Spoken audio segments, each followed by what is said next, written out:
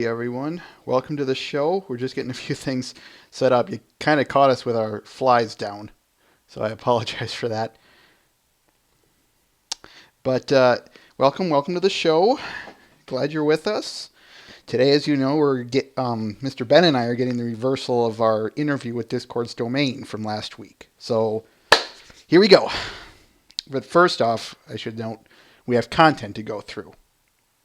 Before I get to that, however, for anyone who's still here and wishes to submit their questions that will probably be asked to us during the interview, send them here.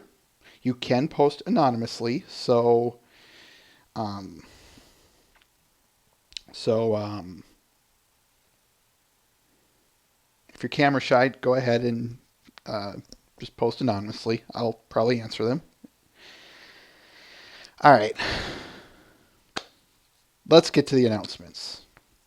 All we really have in news this week is just the lottery results from Brony State. We'll talk about that when we get there, Mr. Ben. Anyway, Brony State news. For A movie, we have The Running Man. Pony 1 is Hearth Warming Eve. How very appropriate given the time of the year. The B movie is Batteries Not Included. And the second Pony episode is Fall Weather Friends. Funny thing, they showed Warming Eve. Rec did, what, yesterday? Yeah, yesterday. No, 2 days ago. I'm sorry. On Thursday. Thursday he did. But I'm just messing around here. All right. Oh, quick announcement. Given that 2 weeks from now is Christmas, or at least that'll be the week of Christmas, I'm sure a lot of us are going to be very busy, and I will be in particular. So there will be no Babble with Bronies the week on the 29th of December. Not even a Wednesday episode. Yeah, couldn't have been timed any better. But I think it's just going to be a lot easier on all of us, me in particular, if we just say no Babble with Bronies on the 29th. Next week we'll have it, but the week after we won't. All right, now let's move on to some of the other stuff. Do you want videos or, you know what? We haven't done art first in a long time, and I really want to do that. So we're going to go with art first. So get everything set up here.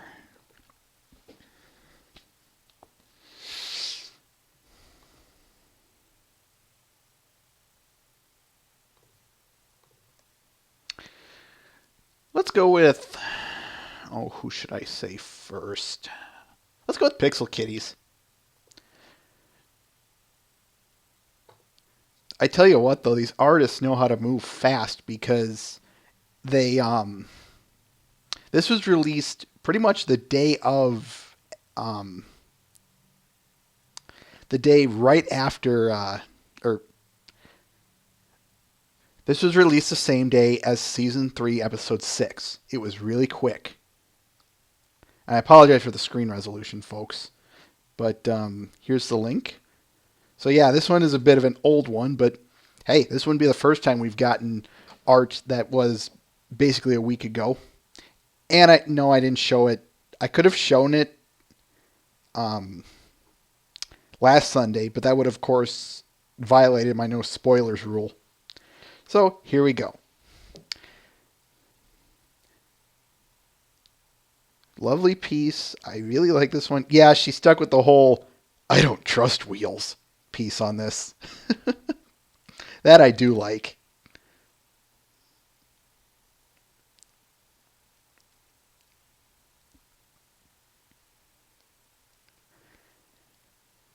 All right, next one. Let's go with, haven't heard from him in a long time. Death Pony, titled Gasp. Yes, that was supposed to be Robot Crabs. Here is the link. Just look at that face. That's the kind of face that says, "What I have seen shocks me."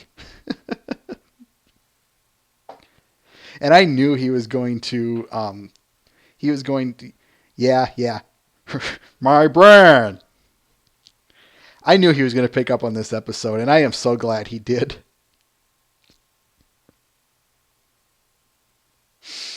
Uh, Death Pony, wherever you are, we miss ya. We really do. Oh, by the way, something I should note. Quote, I haven't posted it in a while and I've been slow on answering comments. I'm working on several big pictures that I gotta hold back for now, so stay tuned. They should surface around the end of winter. End quote. I won't go any further on that. It'd just be pointless speculating. But it's something to think about. Okay, which one should we go with next? All right, we'll go with this one. This one is by Colt Steel Stallion, Luna's Nightmare. Confound you, you silly resolution. All right.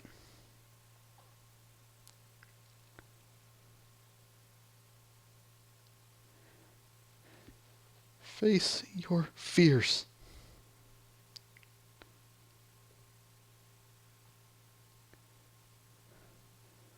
Poor Scootaloo. She's afraid to face her deepest fear.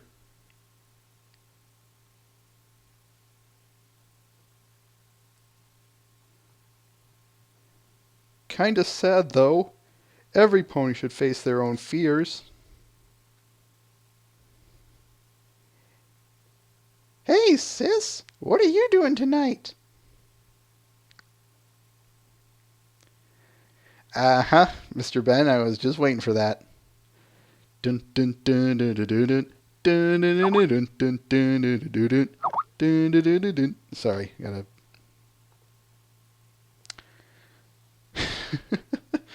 Oh, Brody Quest, that was so good. Dun dun dun dun dun dun. Yes, I've got that running through my head now. I apologize, folks. And if you could see me, you'd see me doing a little goofy dance. And no, I'm not going to show it. Okay. This next one is by White Diamonds. We've had her on here before. Say Cheese Dashi. Boom. Right there, folks.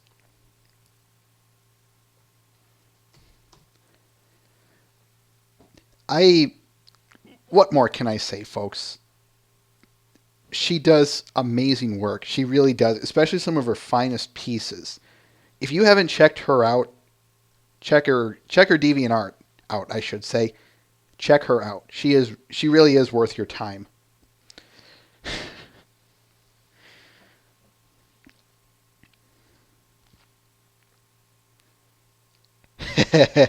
Twilight is magic.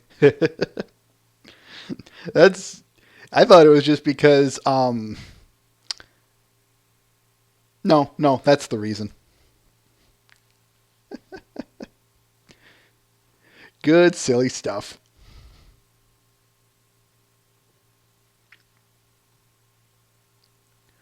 Alrighty then.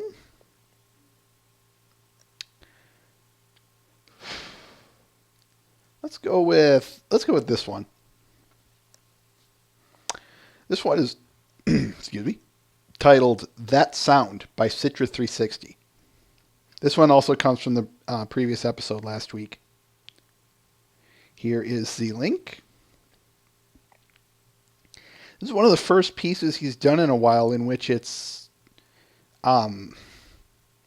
just a drawing. It's not. I'm sure it'll appear on Wheel of Fine at some point, but for now, it's just his piece. Yeah, if you guys remember, Rainbow Dash is his favorite. I think he captured this scene well, or at least perfectly. And all I can hear out of this is just z z z z z z z z z z z z z z z z z. Z. If you know what I'm talking about, I salute you.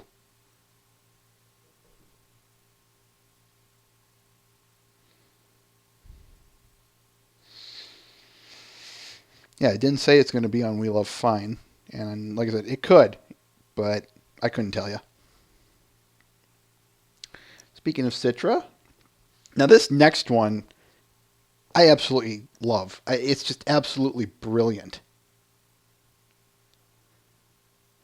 Dashing Heights. Check this out.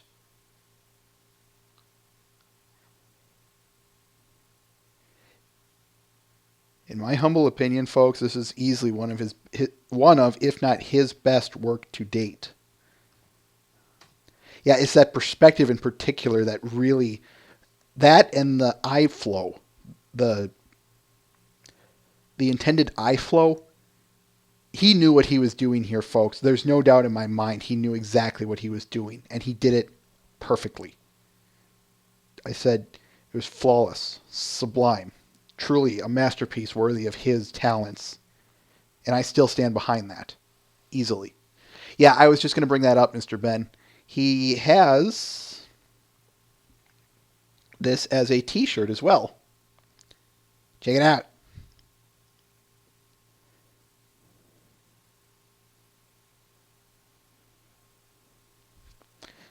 Here is the link.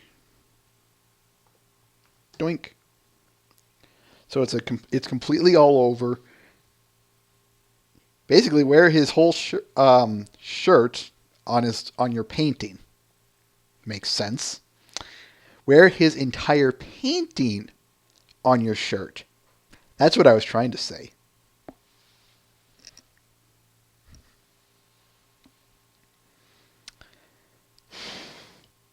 You think they would, Mr. Ben.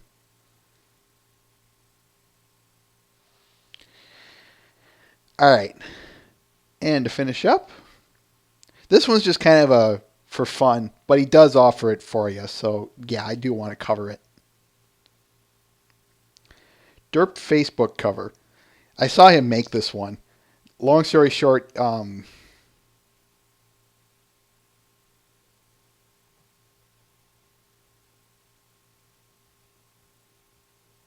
I don't know if it's available, but this is his as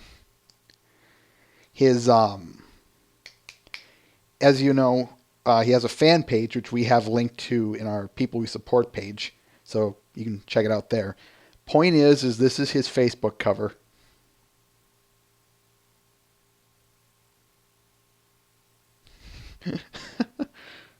I'd say he stole that muffin from Toxic Mario, but that would imply that that was an original thing um, that that what Toxic Mario made was original. And not only that, that Toxic Mario would have a problem with Citra using that. I did not send you the link, so here we go.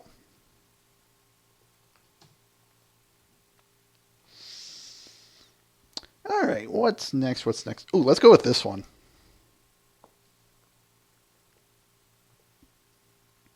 This next one is titled Interrogation by Mystical Alpha. Now, I'm going to do this one. It's a Matrix spoof, and I'm going to do it in, as best I can, the voice of Agent Smith and Neo. So, yes, I'm intentionally sounding really deep and really whatnot like that.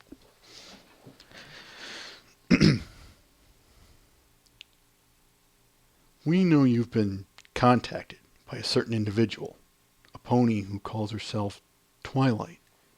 She is considered to be the most lamest pony alive. We're willing to wipe the slate clean and give you a fresh start. And all we're asking in return is your cooperation in bringing a known fugitive to justice.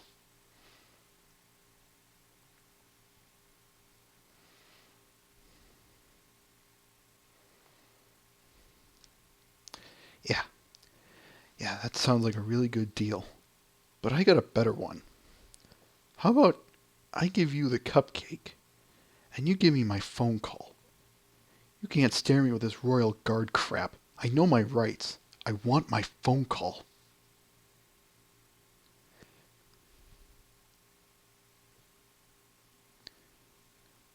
You disappoint me.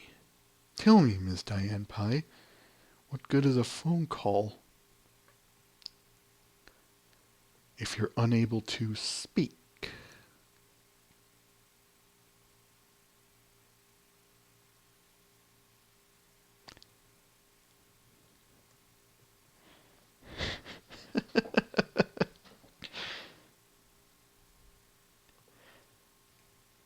Here's the link.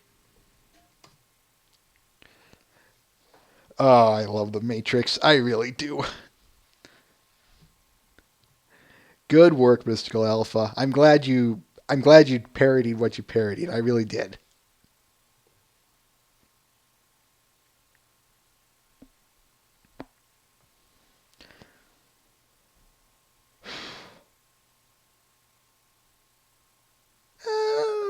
Kind of, Mr. Ben.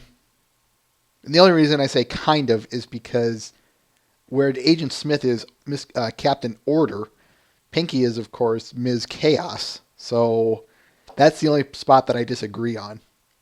But hey, let's move along.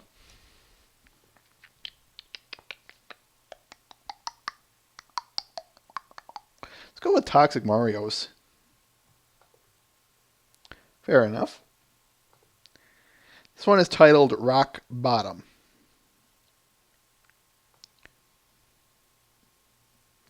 That bad, huh?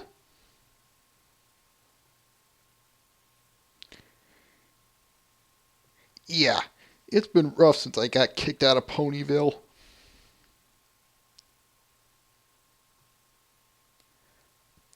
Tell me about it.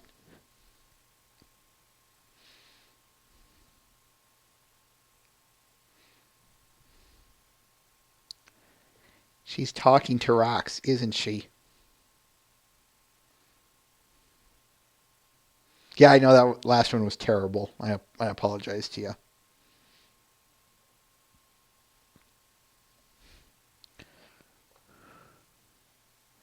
She's talking to rocks again, isn't she? Yeah, we'll try that one. There's the link.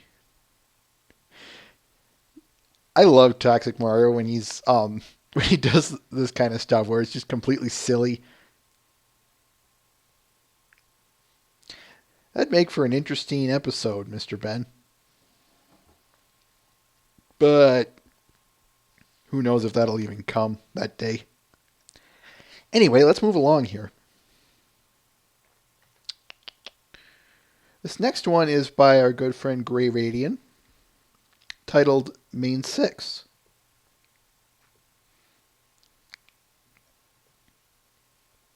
Check this out. Here's the link. Dang, can't do that. Long story short, it's a nice free perspective drawing. You can angle it anywhere. Angle it anywhere and you won't it won't look upside down. So for those of you who have a crooked frame, you're in luck here. Okay, in all seriousness, yeah, there's a reason she is featured on here time and time again. It's stuff like this, and I love it. I love featuring her work. I really do. By the way, there's another piece that I couldn't show because it wasn't pony related, but I can drop a shout out to it. Check out her latest work, and then come back and thank me. There is one thing I do want to make note of with her somewhere in this in the description here. That's what I'm looking for. Quote, this will be one of the prints I will be selling exclusively at YCon. I hope I'm pronouncing that right. I'm trying to do 6 more prints within 1.5 months. End quote.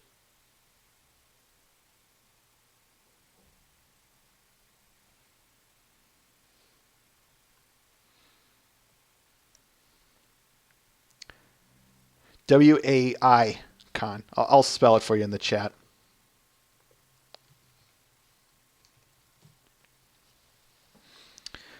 Like I said, I don't know if I pronounced that correctly. I apologize if I didn't.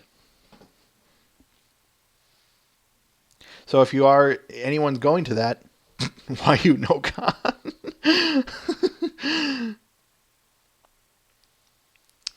Anyway, let's finish up the art here. We've got a few more left.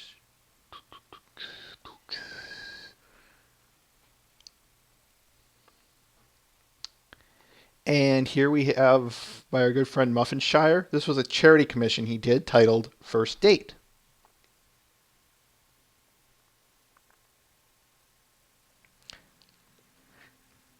As it said, it was a commission. Someone asked for Twilight's parents' first date. There's the link, by the way. Muffinshire, if you're reading this, you made the future Mrs. Sparkle's hair absolutely gorgeous. That is so cute. I think I had a heart attack when I first saw it.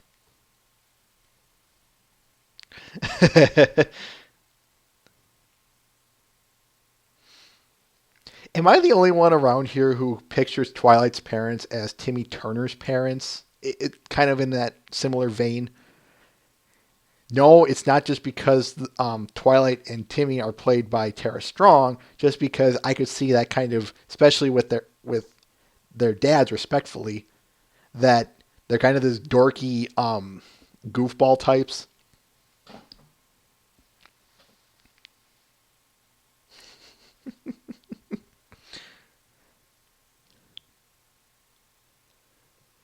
All right, we got two left here. Both of them are by Soapy Solar. And which one do we want first? Okay, we'll go with this one first. This one is titled Under Her Wing. Here's the link.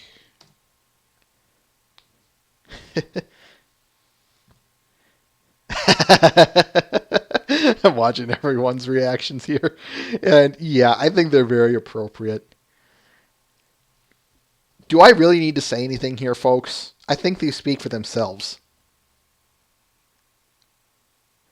So instead, I'll just let you guys appreciate this while I just sit here and snore for a moment.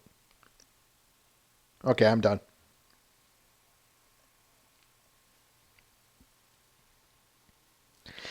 No, in all seriousness, absolutely gorgeous. Soapy, if I send this to you or you're listening, keep up the good work. I love your styling. It's so unique, but it's so colorful and so pretty. All right, this last one is titled Headless Pinkie Pie. It's a comic. It's a really good one at that.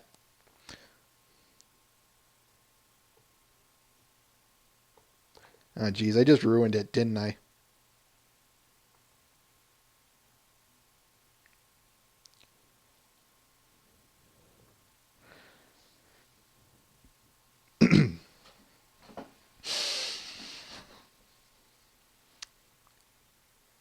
Boo! Nice try, Pinkie. It might work on some pony else, but not on me.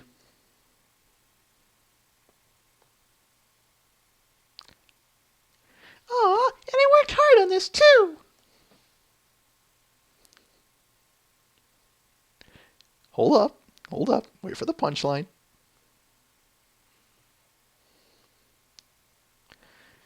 Tee, works every time. That reads invisible ink, by the way.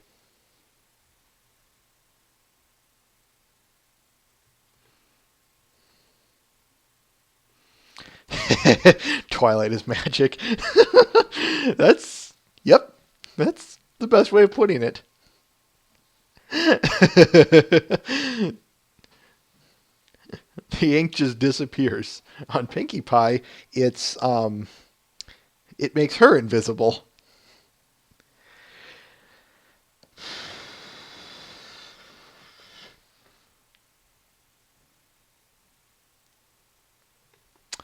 All right. Now we move into the videos. Why don't we go with this one first?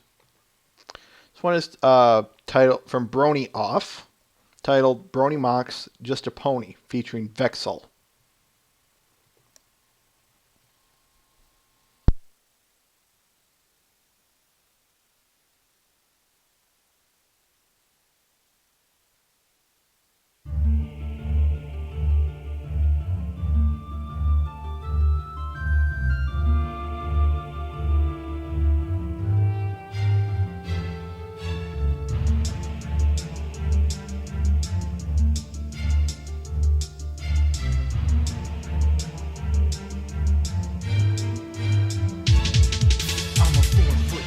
I'm a dark gray stallion, I'm a soldier in the 41st Delta Battalion. My commanders always told me, be brave and valiant. I'm a part of the Equestrian National Guard. I'm a servant to the Honorable Princess Celestia, a ruler, a protector of our nation Equestria. Through moments of peace, through all mass hysteria, I'm a part of the Equestrian National Guard. Been a soldier for as long as I can remember, a defender, no pretender, I will never surrender. I'm the enders of wars, I'm the ender of peace. At least that's what I tell my children every night when they sleep.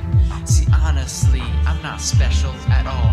I would lay my life down as Equestria falls, but there's 1,000 other soldiers who would lay down their lives, 1,000 more willing to help our princess survive. You're not a hero, you're not a leader, you're no savior to anyone. You're a common low-life grunt, you're just a pony, just a pony. You're not essential, expendable, just another brick in the wall. You're no better than the rest of us, you're just a pony, just a pony, just a pony. You were never meant for greatness, you're just a pony. The fighting battles of the day I was born, fending off men accords, a force of discord swarms, slaying dragons and demons with my golden sword, till we conquered the forces in the name of our Lord. This was my perfect goal, this was my perfect vision, my ambition, my provision, now my reason for living. But after all of these years, I failed in my mission, cause everything I fought for forced me down in submission. My captain now treats me without any respect, like a piece of rusted armor, insignificant speck. I'm marching on my way to the gates of Canterlot, for what I find up there isn't anything that I sought. I work all day and night, I patrol this city, but none of the ponies ever give me their pity. I wanna be a hero, they just call me a phony, cause in their eyes I'm still just one little pony.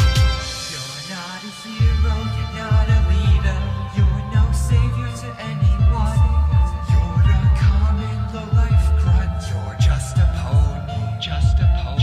You're not essential, expendable, just another brick in the wall. You're no better than the rest of us, you're just a pony, just a pony, just a pony. You are condemned to live this life, you're just a pony. Was never selected to fight in the wars. To think of it, I never even swung down my sword. In the reflection of our nation, I'm just one small shot, a speck of dust in the rust of our National Guard. One moonlit night, I examined my life, how I let down my children, myself and my wife. Then I felt a small tugging, a sheep by my side. Was my son standing there with a tear in his eye? And he comes up to me and he says that he's had a nightmare, he's afraid to go back to sleep. I say right there, I whisper there's no need. I embrace my son and tell him to go back to sleep, cause I remember when I was young, my life's been a nightmare moon for oh so long. I reach behind me and I give him my sword, he just looks and all. Without a single other word, I tell him that sword will protect him from any other monster who would dare to disturb him. That sword will give him strength and will course right through. My son leaves an excitement, sword drags behind him, and suddenly I remember when I was young, holding my father's sword, just like my son. He's a hero, but me, I'm no hero, I'm a failure. I just hope that my son will be the one to be a soldier, the warrior that I could not become, to believe in him, in the stallion he becomes.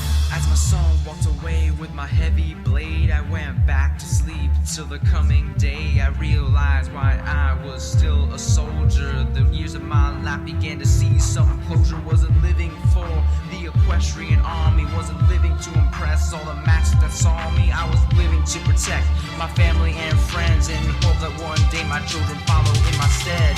You're not a hero, you're not a hero, you're not a leader.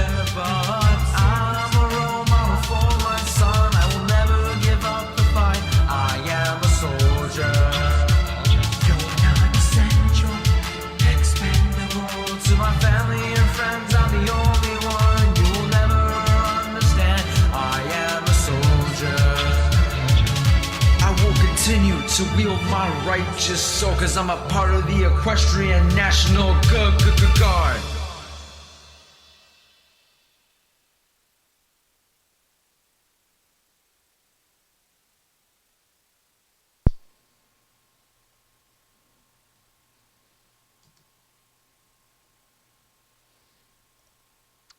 Brony Mox, Just a Pony, featuring Vexel.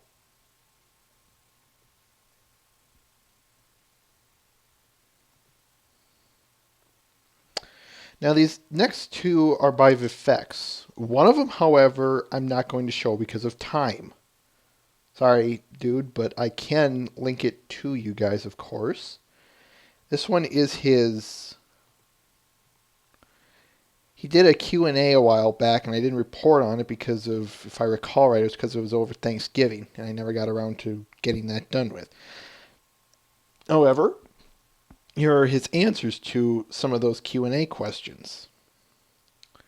So it's titled Q&A Answers. Yes, I am crazy. But this next one we can show. This one is titled Adventure Ponies.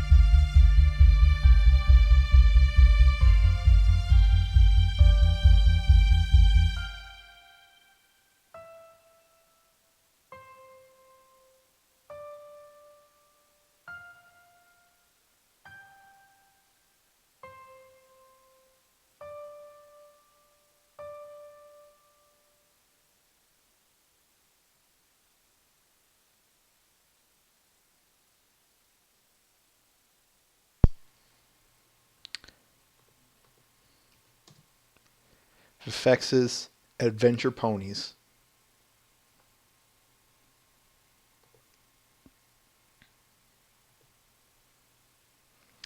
And to wrap up the videos here, we have Dr. Hoovis's pony music video, Star Trek Into Darkness. Now, something I want to just say for poops and giggles here, folks. I checked the source material on this stuff. It's a trailer that I'm going to show you, by the way. I checked the source material and I was severely underwhelmed. And then I watched this. This got me interested.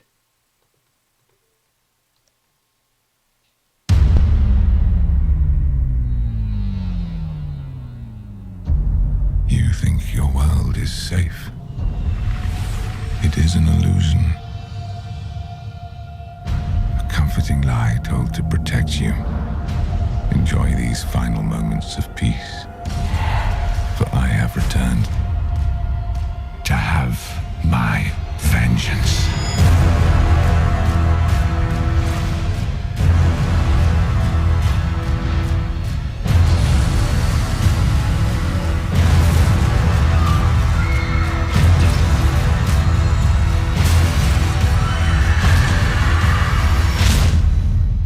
So, shall we begin?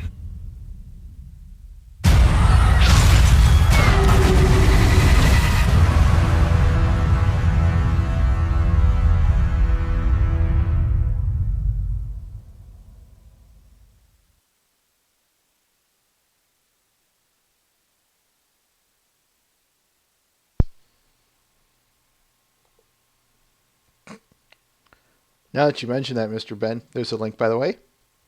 Now that you mention that, all I can think of is someone to make a pony movie trailer out of that movie trailer.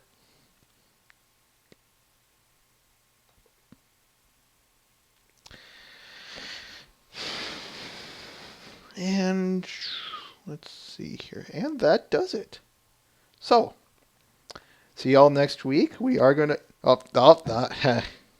I jested, of course. All right, let's get everything set up here. Need to make a few quick... Just bring this over a little bit.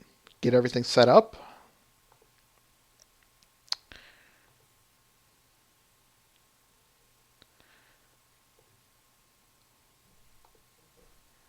And...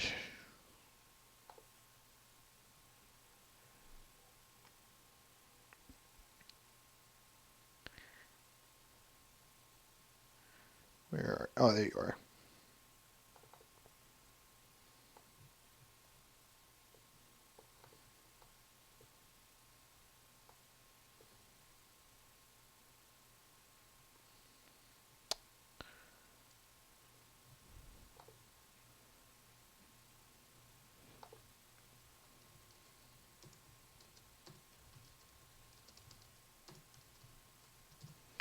To make a long story short, folks, we had some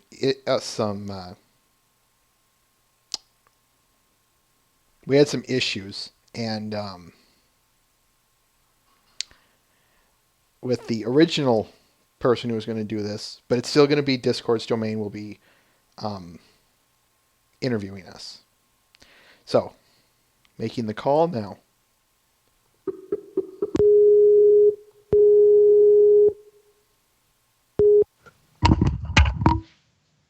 Hello. Hey, Elliot. Howdy, howdy. Can everyone hear me? Is there any echo or anything? Let's see. I can create an echo. Let's not. Now we don't have to. Cool. I can make my own Ceph echoes, by the way. Oh, yeah. I don't need an echo machine. All right. Now, Mr. Ben, we're going to get you in here. Ooh.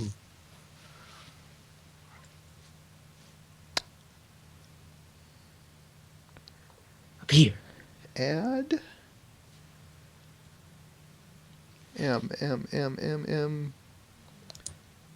Add. Mr. Ben? Oh, it's calling him. Mr. Ben? Hello. You got an echo going. Uh-oh. Oh, there we go. I think you just needed to pause the stream. Yeah, there we go. Yay! Can everyone hear us? I can hear you loud and clear. Perfect. And the audience?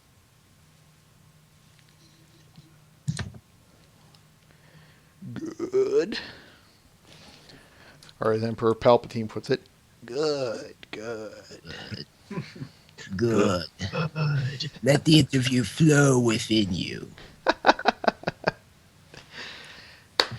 Shall we do this? Oh, before I forget, audience, feel free to put your questions in the Babble with Bronies text quest room, right over here.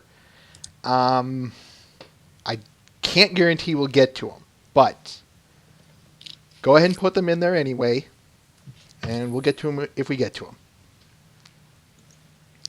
All right, shall we begin? Yes, shall. Let's get this train wreck rolling here. Okay.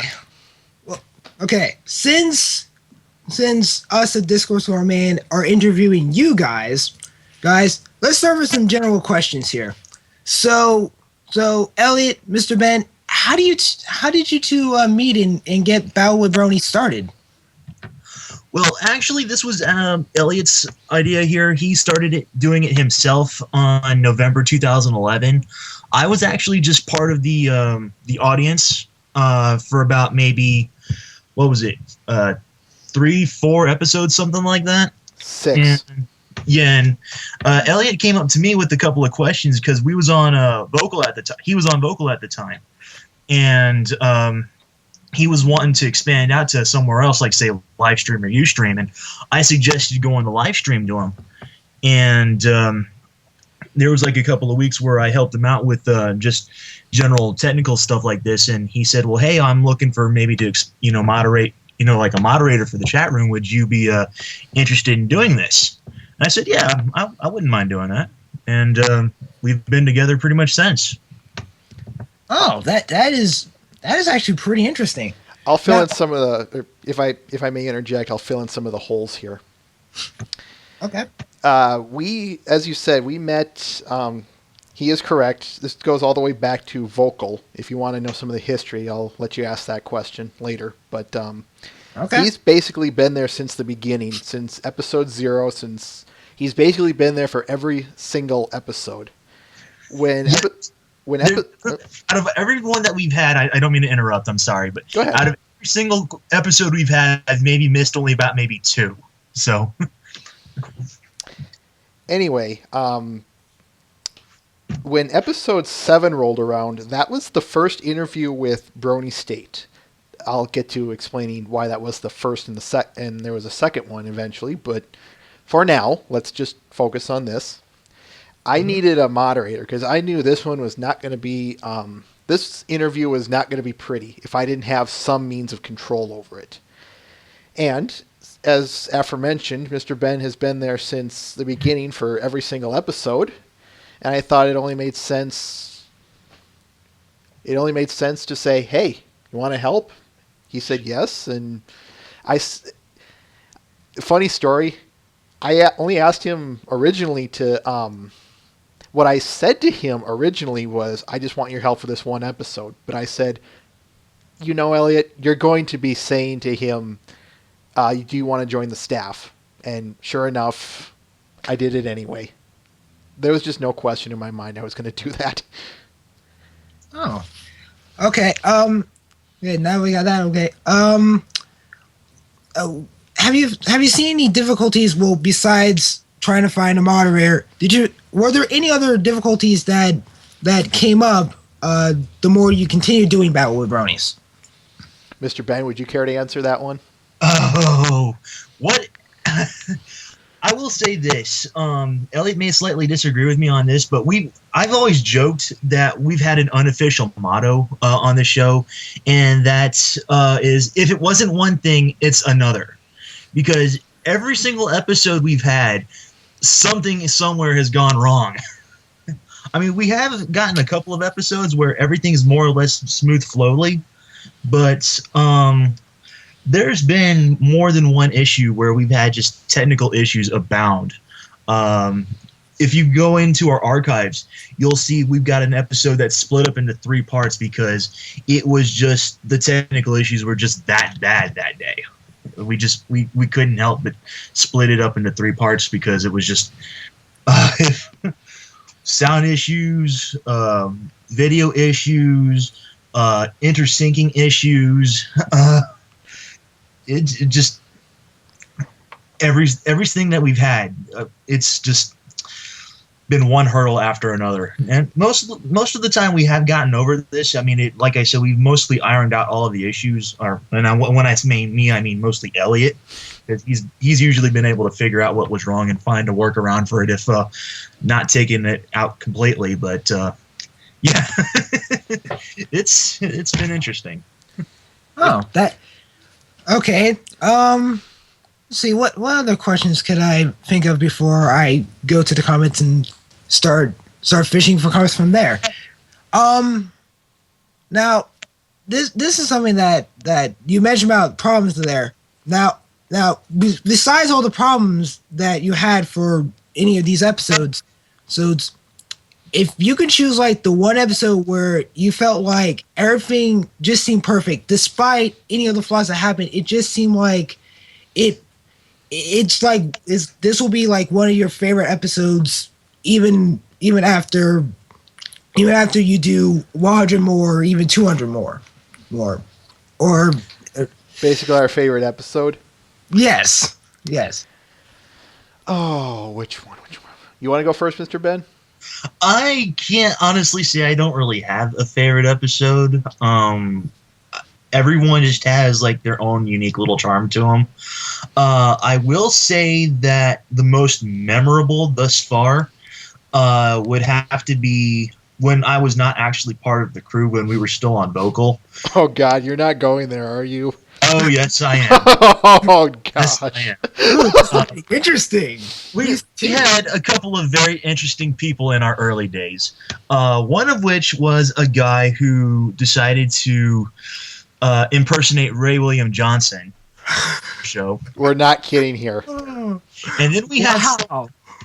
we had a woman by the name of Mac Hard from the site Powerless. And I to be honest, I thought this was just trolling. I thought this was just a woman who just completely made this stuff completely up on the spot, because this woman, this Powerless woman, Mac Hard, was supposed to be some sort of hardcore butch lesbian or something like that. And I looked at the site and I was like, dude, no way, she's actually for real on this. She was. She is. And I was just gobsmacked when I looked this up. I mean, I was like typing to Elliot, dude, check this out. You gotta look at this.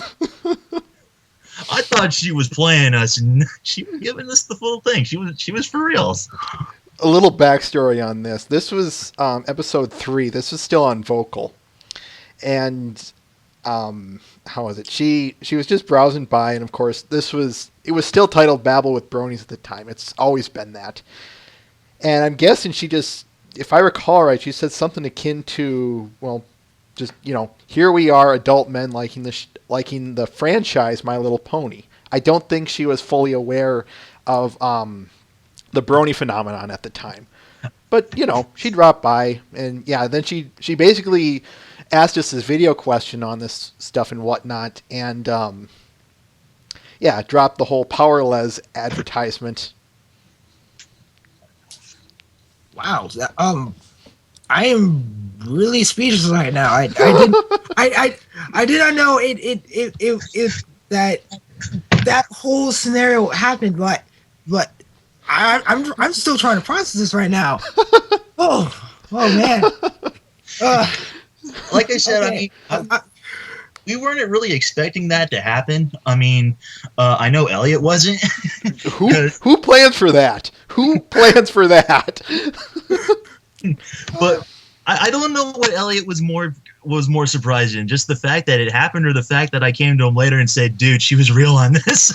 Oh no! If I recall right, I think I checked the checked her site on that after. Oh no, that's right. before Yeah, you did. mentioned. You did. I'm sorry. But either way, yeah, I went to the site and I looked, and I just had the dorkiest look on my face. I'm like, good God in heaven, no.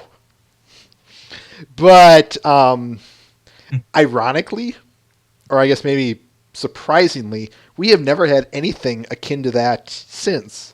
Now maybe that's just because by moving we become that unknown, or maybe it's because excuse me, or maybe it's because that's just the audience of Vocal. I neither know nor care at this point, because if we can avoid such a scenario again, that would be wonderful. Okay, fair enough. Don't want to have anything like that happening again, or at least I don't want that happening to me, for instance. Well, that's kind of the reason why we have the rules set up the way they are, so something like this doesn't happen again. But that's also mainly, if I can get my brain to work here, we do to Elliot, I should say, because all of our requests and everything go mainly through him. He mainly just screens the stuff on what we do here. So anything like Mac Hard or anything otherwise not safe for work is really not going to come through on our site. So we shouldn't have anything like that to worry about again. No, we shouldn't. Okay, because since it happened, you're like, okay, we really need to put in more stricter guidelines on this, and it makes sense. But anyway, I'm sort of going off track there, still trying to process it. So anyway, if Mike were here right now, he actually has some technical questions on this mostly about the site itself, like what does it take to make or run your own site, and how do you take care of any debugging issues? This is all my question. By the way, you didn't to quickly answer your last question. My favorite episode has to be episode 6, the Discord episode. But if you want to know why, just go watch it. I just had so much fun doing that one. Anyway, to answer Mike's questions here, back in about a year ago to the date, I was sick of Vocal. I was tired of not being able to show the stuff on screen. That was the biggest reason that we left. Yeah, even despite all the stuff that happened in episode 3, the reason I most wanted to get away from Vocal and start my own site was because I needed a place to share my desktop. At the time, I was only aware of one site that I knew how you could build and host your own website, tripod.com. Now it's tripod.lycos.com. But at the time, that was all I knew. Yeah, looking back, I probably could have done a Google search, but I digress. Anyway, the site itself was a WYSIWYG editor. For those of you who don't know what that is, that's a... Excuse me. My lunch is trying to come back up. WYSIWYG editor stands for What You See Is What You Get editor. In this case, it was just you can basically drag and drop things, and that's what you get. What you see is what you get. Anyway, tripod.com had, like I said, a simple website building modulus. There wasn't that much HTML or CSS coding involved, despite the fact that I had a very limited knowledge of that. But I didn't really want to take the time to go through all that mumbo jumbo, lone wolfing it, creating a website from scratch using the CSS and HTML coding, and then trying to find a domain to host it on. That was just, I just didn't want to go through that monkey business. Huh. So enter tripod.com. After a lot of frustrating little tweaks, edits, and fixes, the site came to its generalized form. And after a couple of little tweaks and fixes here, it has been molded to what you see today. I wish it was a little bit more complicated than that. Or if anything, I wish it was a little bit more complicated sounding than that. But I'm sorry, Mike. That's what we are. That's what I have. Okay, I'm sure he'll understand. once he does, once he knows about that. That now, I'm just going to be starting to get off some pretty key questions off from the commenters before we get to any other questions that might pop up. But Twilight's Magic was wondering, like, does it ever get boring to do this, or do you manage to find enough entertainment to make sure that the show turns out at least as well as you plan it to be? I see what you did there, Twilight is Magic. You're waving. Mr. Ben, do you want to go first? Yeah, to answer, does this ever get boring? On my side, no, it never does. Mainly because half the entertainment alone just comes from Elliot presenting the issue, especially the comics. I will say that. That's probably one of my favorite part of the episode is just listening to him just recite off the comics and just that falsetto voice of his. But the other half is mainly because the other half of the question, that's more Elliot's issue because he normally finds the stuff to do this. But as far as is there like any sort of lack of material to show on this on the show here? No, absolutely not. There's actually, what was it? Was it a week ago or was it the week before last that we just had so much stuff that that was available that we just simply couldn't show it all because we were just so pressed for time. That was 2 weeks ago, and we still had all the time to show it. I was just afraid that the first hour, it was, we had about, 20, 25, 27 some pieces of art alone. This is just art. And we were going to, I told the audience, we'll go for the first hour for as long as we can, and then after that we'll show, keep things original. If there's any leftover content, I'll show it at the end. That's right. I can't exactly say I would ever like to do that, but I digress. But we had all that content, and we got it within the hour, everything, and that was good. A little rush, but it was good. Okay. Now, what was your question again? Oh yeah, if it gets boring or not. I'm sorry. Yeah. No, it doesn't. Not for me anyway. See, here's the thing. One of the things that has kept me in this fandom, or at least the Fanonverse side, I want to stress that again, the Fanonverse side. One of the things that has always kept me intrigued, fascinated, and happy, joyous, you could say, with this fandom is searching for all of this content. If you go to my DeviantArt account and search my favorites, I have about 77 pages worth of favorites, over 16 pieces of art per page. Part of the fun I have is searching for the amazing, the funny, the great, the sublime. And this is just art alone. It's such a joy to find this stuff.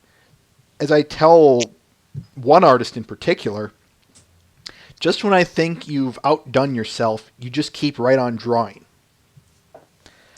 And then, on top of that, here I get to say, hey, audience, look what I found. I hear stories of the artist, the creator of a video, an announcement. I hear them saying, thank you so much for showing my stuff. And that alone just makes my day great. But in terms of past the content and the content of the show, in this case, episode reviews, that's basically the other half of the cake with the icing on top. I get to say, why do you like this, people? Why do you hate this? Why do you think this scene was good? Why do you think this scene was bad? And I ask them, and I'm always asking them to explain themselves why. Because if there's one thing that keeps me interested in terms of especially episode reviewing, there's so much to talk about. And I want to discuss that. And I get to discuss that. I have to admit, not meaning to cut him off here. No, that was it. I was done. My only main regret is that I kind of wish we went more than just the 2 hours we give themselves. Simply because I agree with Elliot. I mean, there's just so much to talk about that I could just spend here literally all day, just going and doing like discussions, having like a well, I really wouldn't say a debate or anything, but I wouldn't hate a debate. but yeah, just being able to do something like this and just having like a sort of a talk show between like, I don't know, column A versus column B or something like that, and just breaking down an episode piece by piece. That would be pretty cool. But I don't know. Yeah, some of us do have lives. As it is, I've got work a little later tonight myself, but I digress on that. So to answer your question, does it get boring? Twilight is magic? Not for me. Definitely not for me. I can. Well, I'm pretty sure the majority of us here at Discourse Command can truly agree with you on that. That even what we do, it never gets boring to go and showcase what we do get to showcase and anything newsworthy, especially with like people in the commenters, and they're like saying like, "Hey, thank you for showing us this," and even getting some people to even thank us for that. So yeah, I'm pretty sure we all, or most of us, we all relate to that. But anyway, back on to some commenter questions.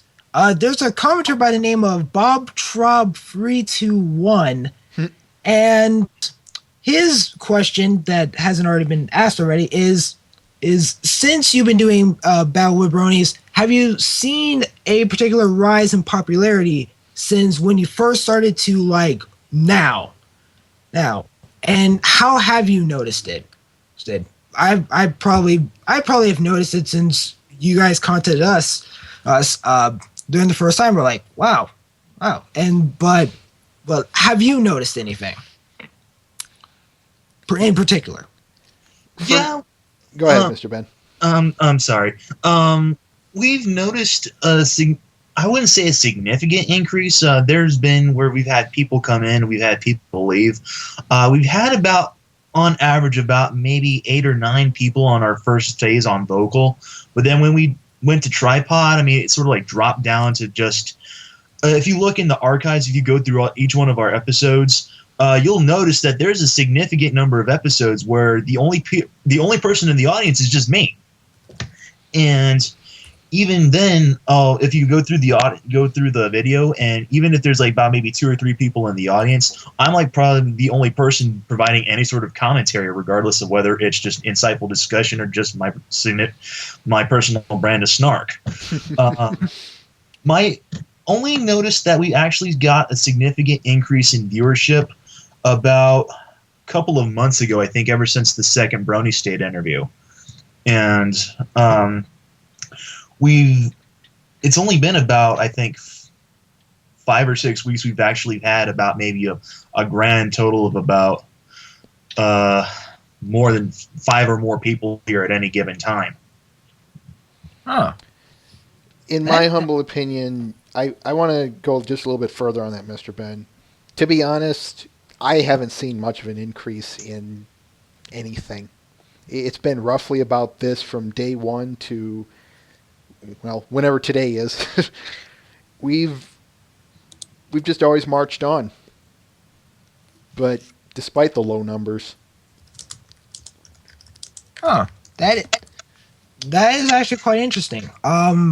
Same. I mean, for us, we've noticed that we've reached that niche point where we start seeing the same amount of commenters, and we sometimes do wonder, should we expand further than what we're doing now, or do we just keep doing what we're doing now? But of course, this is all personal stuff. I'm not even going to get into that. If I may state, it begs the question: how do we do that, though? Yeah. Babble with Bronies. You guys are lucky. Not only have you just, well, sort of started, but you guys still have that capacity to expand. In all honesty, I don't even know where to begin to expand, if we can. Yeah, I've spread the word out to not just not only just I should say Elliot was the one who took the steps. I provided the suggestion, but I told him I'd do this, and I never did. So Elliot actually went and did it himself. But he made a Twitter page, he made a Facebook page, he made basically a bunch of other stuff. Not a Tumblr page. I know Facebook and Twitter. I know he expanded out to that, Yep. and I spread out the word to a couple of groups that I'm on Facebook. In terms of Bronies, as well as a couple of other social networking sites that is supposed to be based around, the show and just Bronies in general. And I've extended the word out to them, but I've never actually been able to manage to capture anyone's attention just by spreading the word out to the people that I know. So, and we've even got people on Equestria Daily that give our shows up in the nightly roundup. And I would have thought that, hey, Equestria Daily's promoting us. At least they're giving us a mention, if nothing else. But even with Equestria Daily giving us the promotion, or at least the mention, we're still only getting about maybe what little numbers we're dragging in as well. Well, I can tell you one thing. When you guys were mentioned in the nightly roundup that you were going to interviewing us, Disco's name for the first time, it sort of threw us off on a loop on that we were surprised that was actually being shown. Considering some notable backstory. But anyway, that was pretty interesting, and seeing, at least for me, it was pretty interesting on that. So a commenter by the name of Shuba Doop, whatever. Shoop to whoop. Shoot a doop. I don't know who this guy is. But anyway, his question is: do any other radio shows end up influencing yours, or what type of influence Battle with Bronies exactly? For me, none really. I don't watch a lot of listen to. In terms of other Brony related radio shows, I don't watch that many, if at all. Now there's a reason for that. If you ask about the origin story, you'll see why. But we'll get there when we get there, if we get there. That will probably be the last question. Anyway, where was I? Oh yeah, like I said, in terms of just Brony-related radio shows, I don't watch a lot of them for various reasons. And in terms of out of extra Brony radio shows, I don't listen to many either. I just kind of listen to whatever. There is one in particular that I do listen to, but I would rather not discuss it, because if I do, I know that's going to set a lot of people off, and I know it's going to come back to bite me in the butt. Yeah, I'm starting to realize that if I ever put my intake on any of your answers, but then again, it comes with the territory. But I guess here's a secret. Go ahead and ask me ask me why. Ask me why. What is the secret, Elliot? I need to know. I'm at pins and needles here. I said if I didn't say I wasn't going to discuss it. Oh. I'm still in pins and needles, though. Mm-hmm. I'm going to pass on that one. Next question. Fair enough. Now, let's see, any more serious questions before we get to any of the ridiculous questions that were mentioned in the comments, because there are a lot of, well, not so much ridiculous, but I'm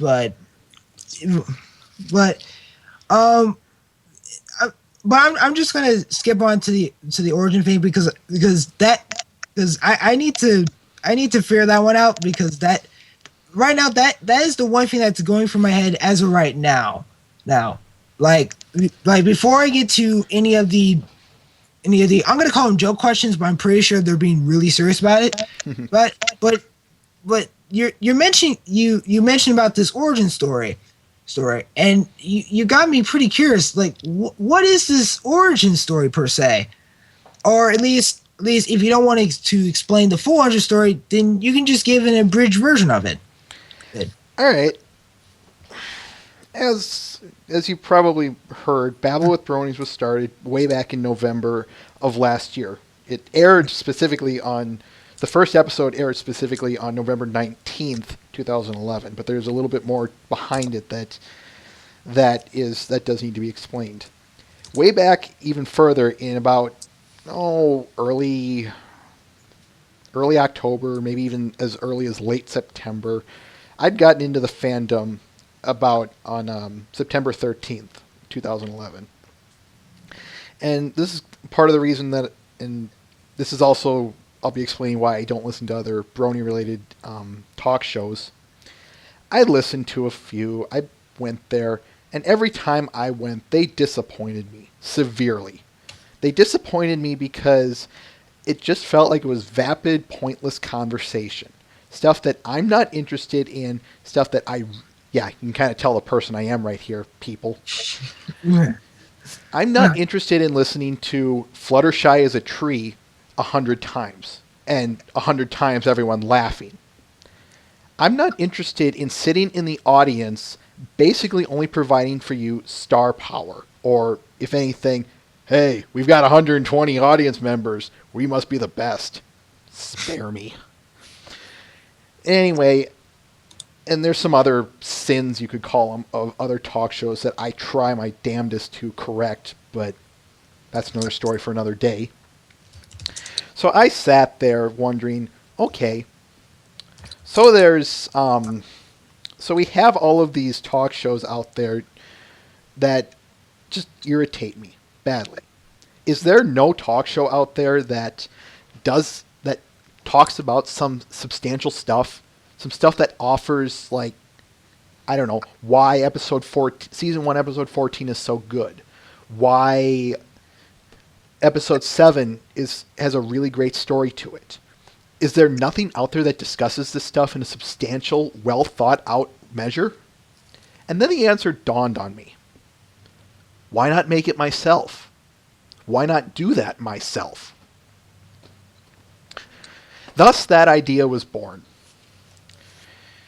And so after I planned this out, I took a little time to plan it out. I said, so what do I want to discuss on there? Well, as I said, I want substance. And then also at this time, as the aforementioned, I was browsing a lot of fan-made content that just blew my mind away every time I hit the next page button on DeviantArt, or the Draw Friend stuff, or the videos on EQD at the time. And I thought, same thing. Who are all of these artists and musicians who are going unnoticed, who are just that, going unnoticed? This stuff is great. I want people to listen to this stuff. They can dislike it, that's perfectly fine, but people, look at this stuff. And so I said, okay, so I'll include content like this. And through some subsequent evolution, it came about to what it is today. But back to the origin story. Then the answer dawned on me, so where do I go? Well, even earlier, about 2010, there was... are you familiar with the whole abridged series phenomenon? Oh, yes. Even way back to when I was just watching Lil Karibo and then see these other abridgers come in and all that. And I wanted to do an abridged series. Kind of failed. Another story. Anyway, continue. There was an abridger for Sailor Moon Abridged named Megami-chan 33. That was her YouTube at the time. Yeah, you probably heard of it. I know that. She was the first one who showed me vocal. She had a lot of talk shows at the time, or she'd every once in a while get on and say, hey, you want to just chat with us, kind of thing. Yeah. That's where the vocal account came into play.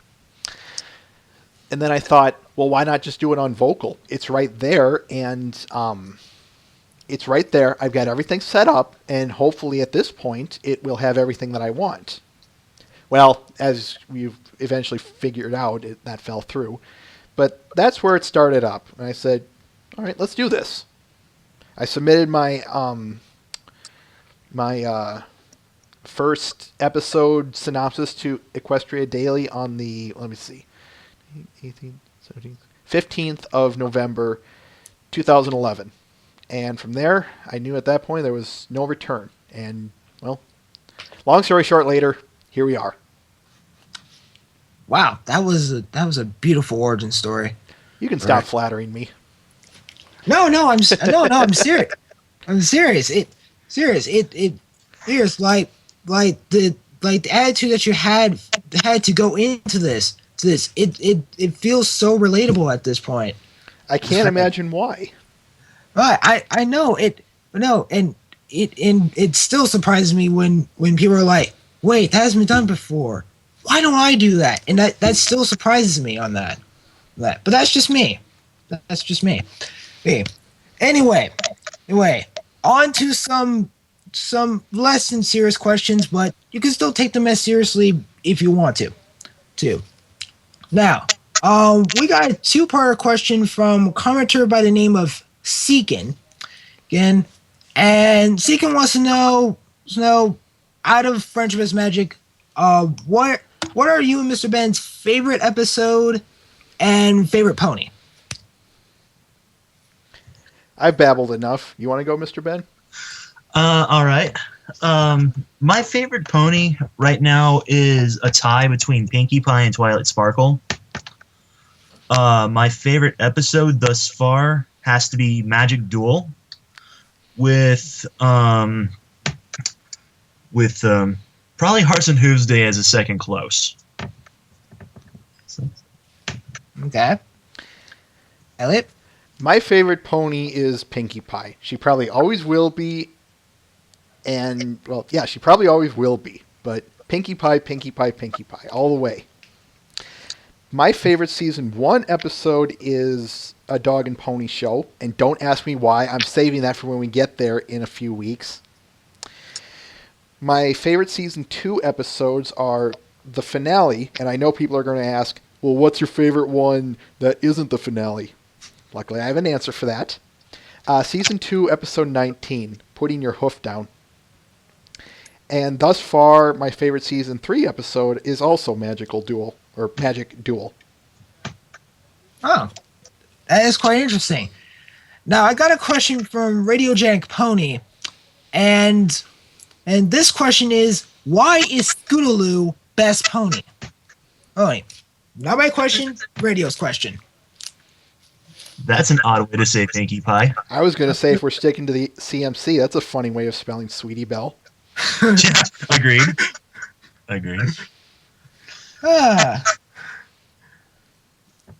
Should I take that as your answer, or? I'll answer that. I can answer it from a characterization perspective. Now, firewood. There's some echo somewhere. I think that's from you, Faploon. Yeah, I got my stream muted over here, so. Okay. Testing. Yo, can you hear me now? Yep, and can you hear us? Oh, totally. Okay, good. What's so great about Scootaloo, though? Mind you guys, I'm just winging this one, but for poops and giggles, this is why Scootaloo is so great. Now, I'm going to be using last week's episode as a heavy fallback, so bear with me. One of the things that I really do like about Scootaloo is that she has such an idol for Rainbow Dash. First of all, this can, and I sure hope so, this sets up a great episode with these two. And yeah, I have a hard time believing it wouldn't. She idolizes her so much. And this is just a great character development for Rainbow Dash in particular. But focusing on Scootaloo here, I love that she has such an idol. Why? Because a lot of us do. I'm sure a lot of us out there have idols that we look up to. And you hope that that idol is absolutely, I guess for lack of better terms, perfect. But I think Dr. Cox said it beautifully. You have to pick and choose your points to idolize at your idol. But in terms of, there's one other thing that I really like about Scootaloo, and that is she's basically Rainbow Dash, in the sense, though, that, especially from episode 6, she is so proud of herself. She is so concerned with being the cool kid on the block that any sign of weakness must be covered up. And she is willing to go to just about any length, even sleep deprivation, to hide it. It's a great show of pride. We've noticed that pride happens to be a significant factor in most of these episodes, but that's getting off topic, so. You'll hear me saying that a lot. As a matter of fact, you can tell what I'm going to say, because I'm going to say it with me, audience, pride!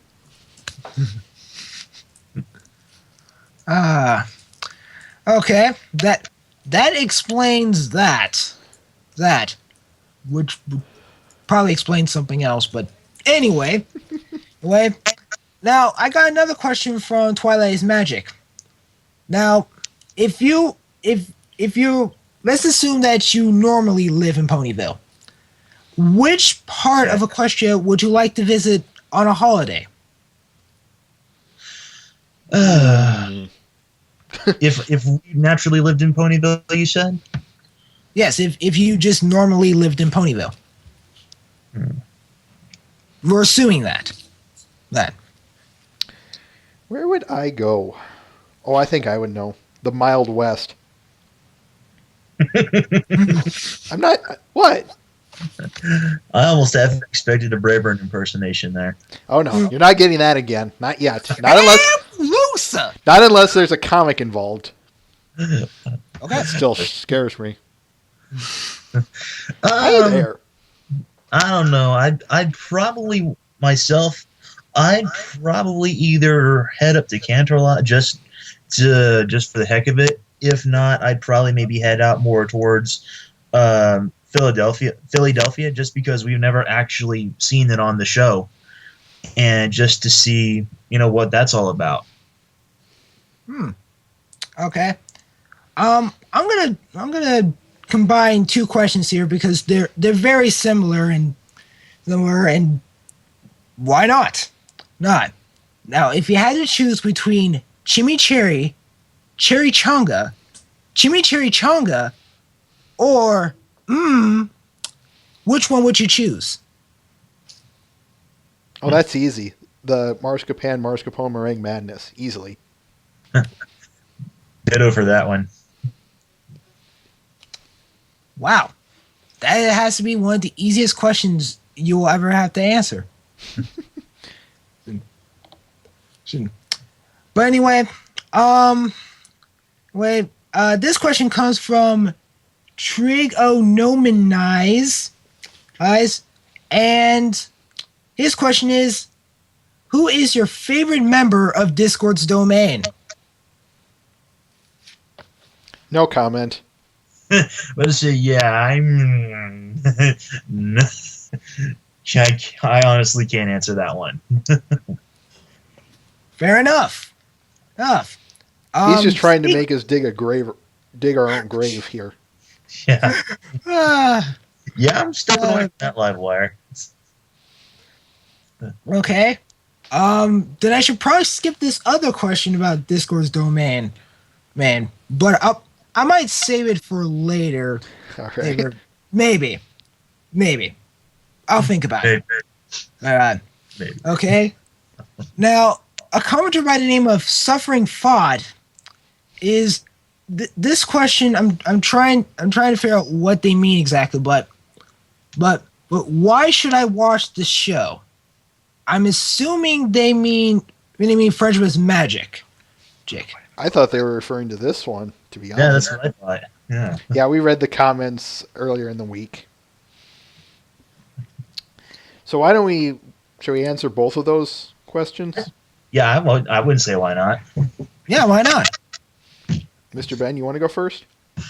Okay, yeah. As far as why should you watch Friendship is Magic, personally, I would have to say that this is if there was any sort of show ever that could proves the fact that there is no particular gender boundaries about which particular. I'm getting an echo here somewhere. If there's no particular Balloon's doing it. Yeah, if there's no particular boundaries in regards to gender or age, about just the quality of the show, the writing of the show, the animation, it would have to be this. I have never seen an episode, or not an episode, but a show that was. I mean, if you were to just look at it from a cursory glance, yeah, you might think of it as like a show for like girls or something like that. But if you were to actually sit down and watch it yourself, just from like say episode 1 to even to episode 3 or 4, you could just already tell that no, this is definitely not for little girls. I mean, this is a show for everybody. This is a show for families. Not just in regards of the animation involved, but a lot of the writing in most of the episodes is just it's so all encompassing. I mean, it's incredible. I mean, the animators know, not the animators, but the writers, the entire team just know what the heck they're doing. A lot of the episodes that you would think would be handed in a sort of a over-the-top, heavy-handed, and malicious sort of manner regarding their particular message comes across in a way that where it's actually understandable, and it's not heavy-handed at all. As far as why you should watch us, probably because I'm snarky. No, I honestly have no idea. I would like to say it's probably because of just the fact that, in my honest opinion, it's not so much of us that you would really want to watch us. It's because of the fact that we more so highlight everyone else. A lot of the people that have to have their own sort of fan works. Vifex, for example, Citra 360, Toxic Mario, just to name a few. We throw the spotlight on them, and then we go into the episode directly, and we basically sort of just break it down, not just so much how we analyze it, but sort of also the fact that it's not so much watching the show, it's the fact that we have the chat room here. You could throw in your own comments. You can throw your own sort of opinions. And Elliot throws his own explanation, his own view into the he gives his own insight into the episode in itself. But one of the main things, one of the best things about it is not so much listening to Elliot, but getting the chance to be able to discuss it with him, however limited that the chat room is able to provide it, because it's not just me, but everybody else that's available to be able to give their own sort of opinions or their own views. And we could banter back and forth a little bit after the show, just be able to have that chance. And there's not a whole lot of episodes that you could do that with most of the other radio shows. Just wow. I'll try and... Most of my questions are going to parrot what Mr. Ben said, but there are a few differences I do wish to bring up. First off, why should you watch Friendship is Magic? Well, again, mine's a bit of a more simplified one, but not to put Fim down here, but a lot of TV shows, especially nowadays, let me back up. Ever since about 2000 or so, the TV show industry has just been in the toilet. It's absolute garbage nowadays. I'm serious. I can barely turn on the television for about 5 seconds. Let me rephrase that. I can barely watch any show for about 5 seconds on TV without going to the next channel, just channel surfing. I'm serious. I get more entertainment out of channel surfing than the actual shows for various reasons, but for the sake of time. Fim, on the other hand, as Mr. Ben pointed out, let's ignore a lot of the surface level stuff, like, you know, the animation and the just what's given as if you were given a still shot of the show. One of the things that I have always, and assuming they stick to it, always will applaud this show for is their storytelling.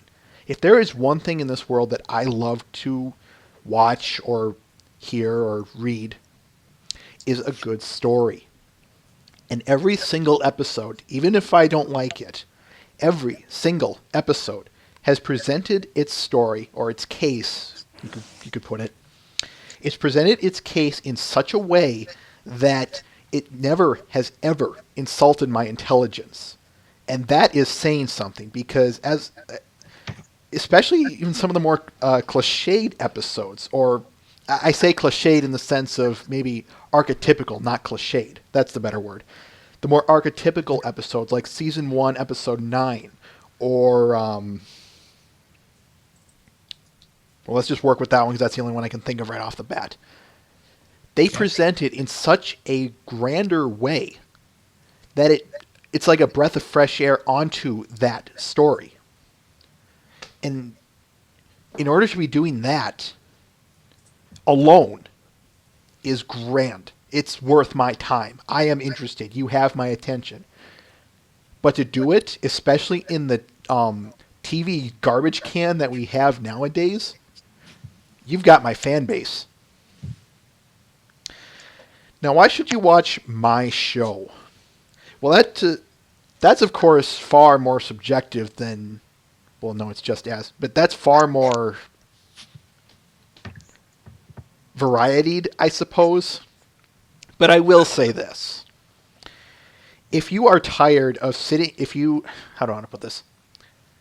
If you don't want to sit just in the audience and have someone tell you what to think of something, especially I'll use the show. If you don't want to sit in the audience and listen to some moron tell you why you should or should not like this episode, come here. If you are a content producer and you want your work featured, talk to me. If you believe so strongly that you are correct in something, your opinion is, for lack of better terms, right, on, in this case, an episode as we're going through, if you are interested in purposeful, substantial discussion, come here. I am interested. I want to hear you say why this episode is the best, or I want you to say why it is the worst.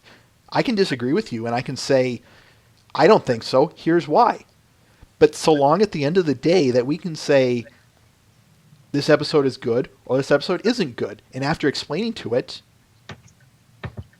I'm interested. I want to hear you say that, or in this case, write it. But most importantly... Oh, wait, no, that was the most importantly. I'm sorry. But that's what I will say, is this is not the place for stupid memes, stupid one-liners, and dumb, vapid, pointless conversations, or worse yet, ego boosting. This is a place for substantial discussion. This is a place for you to matter for once. That was beautiful. I really want others to hear just you, Elliot, and even you, Mr. Ben, on why people should watch this show. But that's just me. I'm going to get back. That's right now. A commenter named Wonderbolt Smith asks if you choose to either live in Equestria for 1 week or add 1,000 years to your life on Earth, which would you choose? That's a good question. Mr. Ben? I'd probably just go for the Equestrian week, because as much as I'd like life, I kind of not entirely sure I want to see our world in 1,000 years from now. But I don't know, man. I don't know. That's that.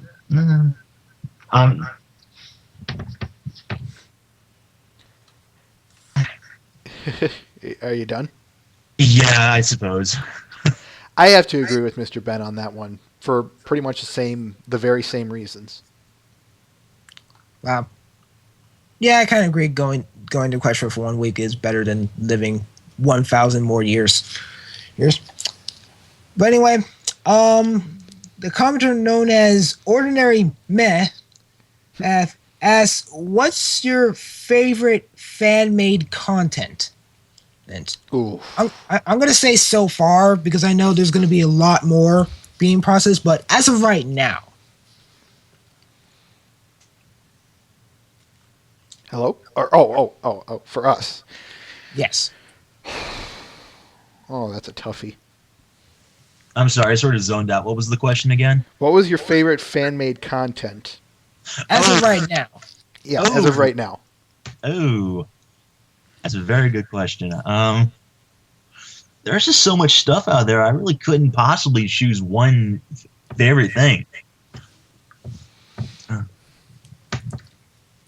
I mean, there's like so much fan-based, like fan fictions. I love reading the fan fictions, just going on FemFiction and just browsing through. I mean, I got nearly close to 200 stories on my to-read list alone that I just happened to find interesting, or a premise that I found intriguing, or just a story that I started reading that I haven't yet gotten through yet. A lot of the comics are incredible. Half the reason I mentioned this earlier, half the reason I love the comics is not just so much the comics themselves, but because I just can't wait to see if they'll show up on Babble with Bronies just to Elliot try to voice act them. But other fan-made content like games. Some of the stuff I had to admit, there's a few that I happened to find that was really interesting. One of the early fan games, Story of the Blanks, was really incredible. Even though it was short. One of the stuff that, even just the stuff that just comes out like within a couple of days. What was it? The season 3 premiere came out, and like within a week they came out with the cadence tossing minigame on DeviantArt. And just the simple fact that they come up with something like this is just amusing in and of its own right. But I honestly couldn't say if there was any one particular fan-made thing that I can honestly say this is my favorite. Let me think for a minute. Now, in terms of art, as in still art, I think one of my favorites has to be what I showed today. The, Citra 360's... Come on, what was it? This is why you have notes, people. Especially when you have a memory as garbage as mine. Dashing Heights. I was not joking around when I told him in the comments that this was flawless, sublime, a masterpiece of his work. Because I believe it. I know he's going to outdo himself at some point. But that has to be one of my favorite art pieces. I think another art piece that has still to this day blown me away has to be this one rarity piece that the artist Reki did. By the way, he's one of the most underrated artists, if you ask me. What were some other ones that I saw that just blew me out of the water? Oh, there is one. There's one more. Toxic Mario. He had this Trixie piece. This was long before episode 5, by the way. Season 3, episode 5. By the way, I think we're getting another echo on your end, Fliploon. Yeah, I'm starting to notice that too. Anyway, where was I? Oh, yes. One of the things that he did this comic with Derpy and Trixie. I won't spoil it, but he just had Trixie and Derpy interacting. And to this day, that is not only one of my most favorite comics that he's ever done, but that's one of my favorite comics that anyone has ever done. In terms of videos, though, that gets a little bit trickier because we don't have that many videos on here for various reasons. There was a song I posted not too long ago called DJ for a Lullaby. I can't remember by the name of the artist, but I have it in my favorites, and I cannot stop listening to it. Another one by MemJ0123. She did a cover for Lullaby for a Princess. Let's just say I find her version a little bit superior to the original version, just because of her voice and her voice alone. And Oh, just for poops and giggles, there was a game I showed on here not too long ago titled Cadence Toss. That you remember that game, Mr. Ben? I showed. Yeah, that was. I just mentioned that one during my earlier one. The cadence tossing minigame that they came out like within a week of the season 3 premiere. That one has to be one of my favorite Flash games I've come across in this fandom. And last on my list, I will say that my favorite fanfic, I've read a couple, but last one was so long ago. I think my favorite fanfic, though, has to be, what a shock, My Little Dashie. Oh. Yeah, Okay. let all the sad feels sink in, people.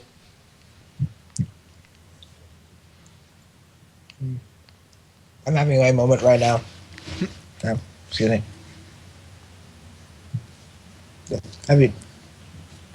Have you answered your question? Fully answered your question right now? Yep.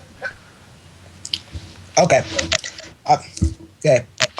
This question, it does come from me, but this other commenter beat me to it by the name of PF Loon. And their question is, what type of pony would you be? Unicorn. I'm kind of stuck. I originally said unicorn, and to an extent, I would kind of want to still say unicorn simply because of the fact that I would like to use magic. But recently, when I redesigned my OC, I was kind of also mainly rethinking. Maybe it would be pretty cool to be a Pegasus, just to be able to, simple fact of flight. But I'm kind of still tempted to go with unicorn, if no other reason, because of the fact that, hey, at least there's a spell that you could probably cast to give yourself wings. But yeah. There actually is. Yeah. Okay. See, there's a commenter by the name of Burnt Goods. I'm gonna go with Burnt Goods' second question. Is, if you were banished to the moon for 1,000 years, what would you do?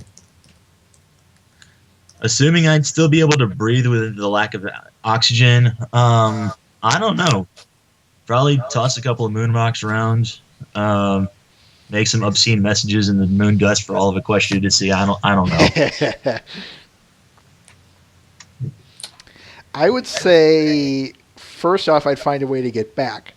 But I'm going to assume that banishment means, well, okay, yes, it does. But I'm going to assume that he meant banished in its literal definition. I would say probably think of a revenge scheme. Or if anything, make a contesting. That's what I'm looking for. A contesting empire. Well, we have 1,000 years to do it, so. Exactly. Okay. This next question comes from commenter Backward in Dawn. And this is a pretty interesting question. Why do you look for the kitchen sink? Why do I don't even understand the question, so I'm. Do you remember, Mr. Ben, 2 weeks ago when we reviewed Season 1, Episode 14, how I pointed out that this was the first incidence of the kitchen sink in this show? Season 1, Episode 14. Was I even there that day? Oh, that's right, you weren't. I'm sorry. What happened was, Mr. Ben, was last episode we reviewed, which was Season 1, Episode 14, Suited for Success. One of the things I pointed out in there was this is the first time that the kitchen sink is ever found. Oh, yeah, I remember that now. From the actual episode itself, from getting, the actual Femmit episode. Yeah, I remember that now. And there was a scene, and I mentioned in the comments, I said, this is the first time the kitchen sink is seen. And yes, this is, I told people count Derpy. I count for the kitchen sink. To be fair, I count for Derpy too, but I digress. Why do I count for the kitchen sink? Because, as I mentioned, it's a throwback to a classic not only a classic saying, but a classic cartoon gag, visual gag. Everything but the kitchen sink, and then they throw the kitchen sink on there, and the whole pile collapses on the guy holding about, I don't know, 14 tons of stuff on him. And yes, I did make notion that the kitchen sink has to be A, obviously, the kitchen sink, and B, it must be detached. So it can't be the kitchen sink in Sugar Cube Corner that was used in Season 2, Episode 13. It has to be detached. But why do I do it? Mostly because the show throws it in there. It's more just a for poops and giggles thing. The kitchen sink has become your Where's Waldo? Then. Yep, my own Where's Waldo. Okay. Okay, this next commenter by the name of Sheriff Ditzy.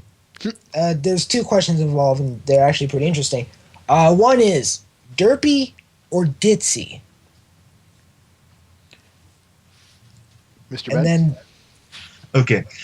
This is one of the issues that Elliot and I actually have to come to a bit of a two sides of a coin thing on here. I prefer the name Ditzy myself. I prefer Derpy myself. Seriously. I didn't remember that, Mr. Ben, but yeah, now that you mention it, it's one of the things that we do disagree on. Yeah, there's a lot of interesting parallels between Elliot and myself. We agree on a lot of things, but there's a lot of issues that he and I sort of have slightly differing opinions on. So, but it's like I said, it's more of like a not so much of a complete disagreement. It's just like I said, more just different sides of a coin, if you will. Or if anything, we're just not interested in killing each other. Yeah. Next question. oh, there is a question involved fighting, but it involves discourse domain, so I won't question. I won't ask that. Instead, I'll ask the next question that Sheriff Ditzy had: is what's your favorite type of muffin? Muffins inferior, cupcakes superior. This is another one of the issues that we also slightly disagree on. I am a muffin man myself. Chocolate chip all the way. I am just not much of a fan of muffins. I'm dead serious about this. There's just something to it. I think it's either the texture or just some slight taste in it. But no, I really don't like muffins. But you give me a cupcake or 2 or 5 or 10, and I'll devour them, no problem. Keep him away from the knives.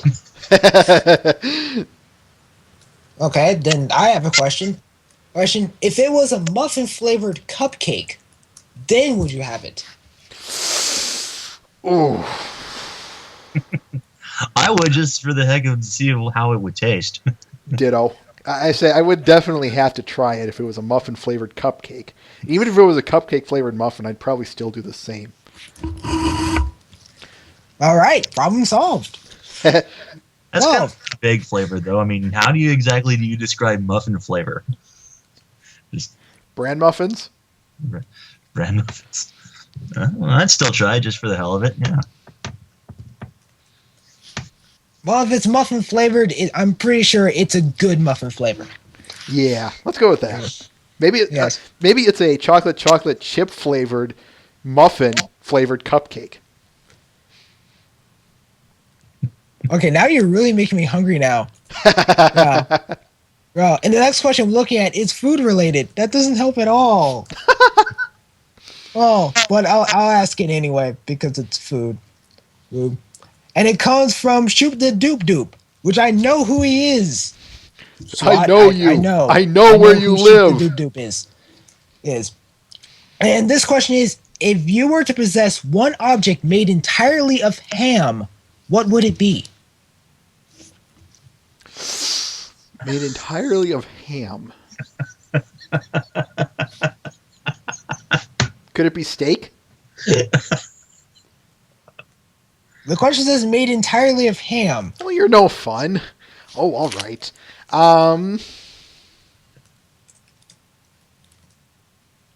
Does the Statue of Liberty count? That's a lot of ham. That's the point.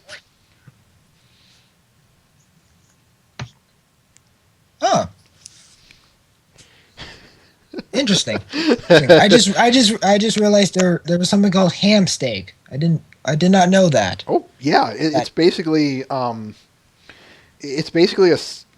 had it before. It's basically just as it sounds, a ham steak. I should try that. You should. Since I'm really hungry right now, I should really try that. Right. And another food question. Whatever. But okay, same commenter. What's your favorite flavor of applesauce? There's more than one flavor of applesauce? Yeah, I thought there was only cinnamon. I'm pretty sure there's at least 3 flavors. Cinnamon. I have to say cinnamon. That's the only one I'm aware of. Oh, interesting. See. Cinnamon. Okay. Hey. I mentioned about there was another question about Discourse Domain that I would say for last, but you know what? Do you want me to ask it? I'm going to ask you guys. You can ask it. Whether we'll answer it is the question. Took the words right out of my mouth. Okay, I'll give it a try. Right. This comment comes from Smooth Giraffe. And this question is I'm going to assume this is in future sense. Will you be interviewing the other half of Discourse Domain? And meaning that will be Mike, SWAT, Sweetie Bot, and radio. Yes. Hey, if you want to be on air, I have no problems with it. I planned on it when we discussed this at the end of the interview. It was off line, but you were there. We discussed it. Yes. So yes, I was there. I am planning on it. I have no set date yet. It's definitely going to be in January or later. I've just got a lot of little things to plan around, and I'm trying to just get some things organized. But right now, December has to pass before I even think about anything else. Yeah, scheduling is an issue. Not so much on my end because my schedule is mainly free, but I know Elliot here's in college, and his schedule is normally can be pretty busy with what he still has to do. So finals week sucks. So okay then. Let's see. As far as any other questions, I guess there's just one more. Or coming from commenter Suffering Thought. If you could meet one background pony, what would it be? Who would it be and why? Background pony being defined as no speech or minimum speech or with or without a name. Well, on to add on to that question, any pony. Okay. If applicable. Okay. Mr. Ben? if it has to be background pony only, I would have to definitely go with Lyra. If only because of the not so much the human memes, but just because I don't know, Lyra, as far as background ponies go. As far as supporting cast goes, I would probably have to choose either. I don't know, actually, as far as supporting cast goes. That would have to require a little bit more thought. But as far as main cast goes, it would have to definitely be Pinkie Pie, because I would just want to spend a day with her. Oh, Lord, do I really think about background ponies this little? Let's see. I would have to say, why don't I work my way backwards, starting from the main cast? If I had to meet one of them, I would have to say Twilight, actually. I want to know how magic works in that world. Because we'll get to this when we get to the next episode, because I'll be bringing this up again. But is magic like magic in the classical sense of, this mystical force? We can make things happen, or is it a force of will, as I've proposed? Secondary character, that's easy. I'd want to meet either Zecora or Spitfire, either one of them. Zecora because that whole mysticistic element to her. What are you capable of, woman? And Spitfire because good Lord, if you're the captain of the Wonderbolts, I want to see what your entire platoon is capable of. Mystic Tick Stick. I see what you did there, Mr. Ben. And for background characters, I would have to say...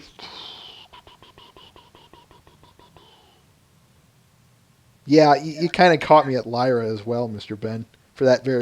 But it would be for the human fascination piece. It is one of the few things that I do like about that's attached to her, is what is your fascination, Lyra?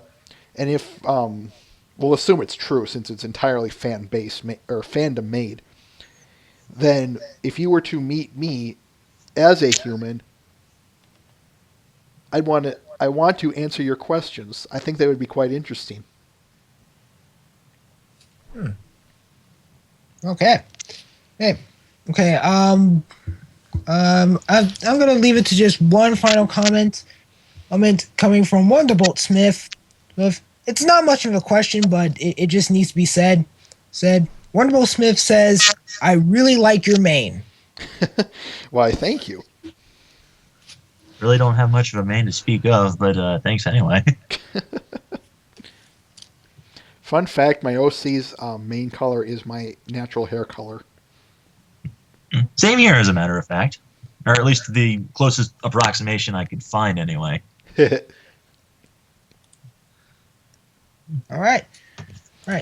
As far as commentary is concerned, that's pretty much it, except for a question about a train and a conductor. Oh, and lightning. That one. Might as well ask it since we're here. Okay.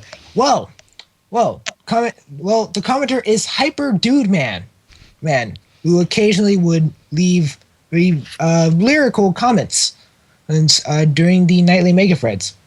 But anyway, his question is, if there's a mile-long train and it's struck by lightning, how long does it take to kill the driver, provided that he's a good conductor? Well, how good a conductor are we talking about? Did he get an A+ on his weekly performance review, or did he get a B+ on his weekly performance review? Well, all you know is that he's good. Well, if he's Math.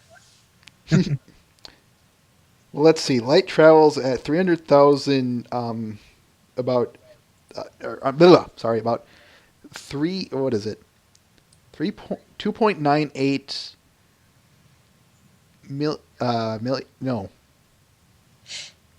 2.98 times 10 to the 6, so that's about 3 million meters per second. That train is a mile long. That's about... what's a fair guess? That's about... How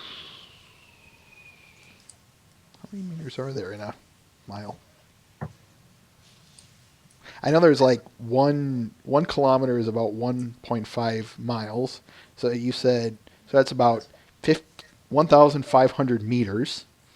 Let's see, at that rate, just take our 1,500, our 1,500 meters, divide it by the 3 million meters per second, and you'll have your answer. Fair enough. That question sounds something more like you'd want to ask the guys at XKCD or something. Yeah. All right. There are will be available in the after the show to answer any lingering questions you guys might have or wrap this up. But you have any other questions or things you want to say, Footploon, on your own personal account? Say or ask. On my personal account, all my questions that I would have asked or have asked have already been answered. Okay. So,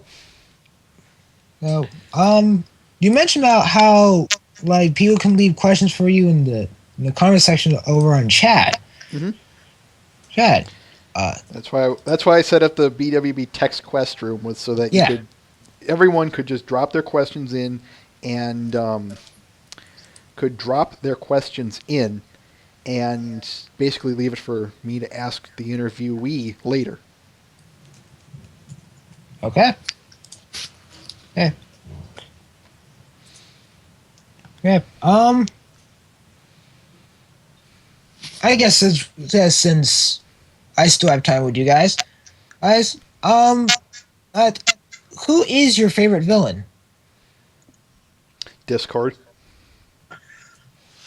I have to say a tie between Discord or Chrysalis. And in regards to Chrysalis, only because of the fact of her just overall design and that voice of hers. That voice is something else. Something else good, I should say. What I really like about Chrysalis, unlike Discord, I will give her credit for, she commands an entire army. She knows she has limited powers, unlike Discord, but she knows what she is capable of with that army, and she knows how to use it too. We'll talk about Chrysalis in a special episode sometime far down the road, but for now, that's all I'm going to say about her. Discord, on the other hand, this is why episode 6 is my favorite episode. As I mentioned before, she was my he, the thing that I love that basically stems from everything of his. Try and grasp your head around omnipotency. And then try and imagine Discord's world. Try and just imagine that living nightmare. I'll leave you guys to check it out I'll leave you guys to check that out, but episode 6 of Babble with Bronies is where we discussed Discord. Okay. And I guess I'll ask this. Who is best princess? Well, that's easy. Cadence. I'm still going to go with Luna on that one. All right. I saw the Cadence one coming from a mile away, but that's just me. How come? Just out of curiosity? Well, no. Recently introduced princess. The RE2 princesses were already introduced as it is. So how could you add in a third princess in any way? By topping the other two. And they succeeded. So I can see why you chose Cadence as best princess. Actually, well, that's certainly somewhat true. Part of the reason that I like her is she spent days in a cave, crawled out of there, just about literally, blew an entire army out of Canterlot, even in that weakened state, and her husband, mind you, or fiancé at the time. They blew out an entire army, and she goes on to have the best marriage that anyone could ever have, as if, just another day on the job kind of mentality. That's badass right there. You know, I actually have to admit I will give props to Cadence, not just because of that, but also later on because in the episode season 3 premiere, she goes for what? Like days without sleep, maintaining an entire barrier, protecting an entire empire. Mm-hmm. That was one of the things I was going to mention, but I forgot about it. But yeah. So where's your Celestia and Luna now, folks? They're watching all of Equestria. Simple little things they can probably handle themselves. If it's something really big, like catastrophic, Celestia and Luna will be there. Yeah, I know. There. The little things. They can work themselves out. Wow. I find it amusing that Celestia was there always just sort of either taking care of issues, going to work, but we never actually see her dealing with the problem. And the one time we do see her try to take a problem head on, she gets her ass handed to her. There's a reason for that, and it's all plot related. But yeah, I am with you on that one, Mr. Ben. I would like to see Celestia handle something. Actually, I kind of will too. I don't care if it's epic or not. I just want to see it. Yeah, even if it was just a day in the life of Celestia, I would like to see that.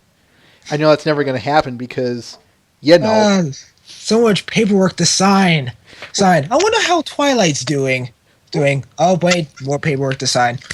Wait a minute. They've done episode. I've seen House do the show House do an entire episode around Dr. Cuddy. In terms of a lesson learned or anything, there wasn't really much there, but we just get a perspective on Dr. Cuddy, and that worked. It's one of my favorite episodes. So if they can do that, surely this show can do that. Yes, they can even make a two-parter. Or just on that. Maybe not a two-parter, but certainly something. Just, like I said, give us a little something. Shoot, they've given Luna more stuff to do than Celestia. True. Now I'm thinking about Avatar: The Last Airbender, during book two, where they basically took different scenarios from Ba Sing Se, and that was like the entire episode on that. That was a good episode. It was one of the few ones that I saw. One of my favorite episodes. Yeah, if we could probably just have like a perspective day, not just for one character for the whole episode, but just a day in the lives of everyone else, and not just specifically the main cast, but just everyone else in general. Princess Celestia, Princess Luna, Princess Cadence in Shining Armor, maybe some of the more background characters, if we could maybe get like a nod to the fandom on some of them, just for the heck of it. Even not just to the background characters, but mainly just sort of the supporting cast, like a like Day in the Life of the Cake Family. Exactly. Sorry if I interrupted you there, but no, not a problem. But that's yeah. Oh. I have another joke comment. I don't know if you want to answer it or not. Why would we turn it down at this point? I say, yeah, we're on a roll. Keep them coming. Okay. This one comes from Smooth Giraffe. And the comment is, would you interview Smooth Giraffe? Well, that depends. Is he worth an interview? All I have is this question to go on. Well, if that's all I have to go on, then I'm unfortunately going to have to say no. Poor Smooth Giraffe. Maybe Smooth Giraffe could make like some music or some art that we'll probably show to you. Then we can start talking. Because unlike just showing content where I'm pretty loose with that, interviews I have to be a little bit tighter with. Mostly, it's the biggest reason is because if I had as loose an interview policy as I did content policy, every single episode would be an interview episode. And not only that, but we might wind up with another Matt Harden. We really don't want to do that. if anything, Mr. Ben, how am I supposed to squeeze a 2-hour interview out of one or two pieces of art? Yeah, exactly. Yeah, that's... Well, it's not like you study art and then you start going to various different hosts. Like, what was your focal point? What was your line of vision? Like, what was your perspective when you drew Twilight Sparkle in that position? What was position like? But I can see how you cannot seem to drag that into 2 hours. I don't think I can with the amount of information I know about art wise. Even I know I can't. And funny thing is if you watch any of my artist interviews, you'll notice that I don't spend a lot of time on one single piece alone. Sometimes I have. Sometimes I really have. But rarely do I ever give one piece of their artwork any consideration. It's usually on a more general basis because there's such a consistency to that artwork. And that's what I'm mostly interested in, is that, I guess in this respect, that consistent piece. If there's one thing that this fandom has taught me by going through all the art that I have done, I can just about identify any artist if you give me a piece by them, but say take out their signature and any other identifying pieces to them, because they have such a unique twist to them. For instance, I could pick out any Toxic Mario comic out there because I know his style. I could pick out any piece by Reki because I know his style. I could pick out any piece by just about any artist that I've had some repeated experiences with, just because they have such a personalized style to how they draw. It's like a fingerprint to me. Yeah, I see what you're saying on that. I'm sorry. I really do. I know I went off on a tangent there. Oh no, I like going off tangents. True. This is Babble with Bronies and Discord's domain. Yes. And yes. And basically this is a reverse interview with you guys. Mm-hmm. Guys. Which is interesting. What? Seem to say the least. Yes. Okay. I guess I can throw in a little backstory to you guys. Go for it. As far as in this is I don't know if it's a little inside joke or anything like that, but as far as like among us on Discord's domain, the people that would be most likely to like do sort of these interview like things, and apparently I'm the least likely choice because I usually have a neutral opinion on things. Sure, I can agree and disagree, but I usually have a neutral understanding on it. So I don't know if that. Funny. That's an interesting tangent to throw on. That's funny because you have spent the last 1 hour, 32 minutes, 35 seconds interviewing us, and you've been pretty darn smooth with it. Well, then again, I have talked to people in the past, as you're not the first people I've talked to. Fair enough. I do. But I just find that to be pretty interesting. Seeing I'm the least likely person to even consider doing interviews at all, or even put into position to interview. Funny how that works out, isn't it? Yes, it does. It really, really does. Now you can tell your staff members, watch this, and then come back and tell me that. Oh, yes. You've heard my voice. You heard me do interviews. Now what? Have him eat crow. No, literally. I think it will probably be Cray, but that's just me. Man. Any see. other oddball off? Even if it's not pony related, you have any oddball off topic questions for us?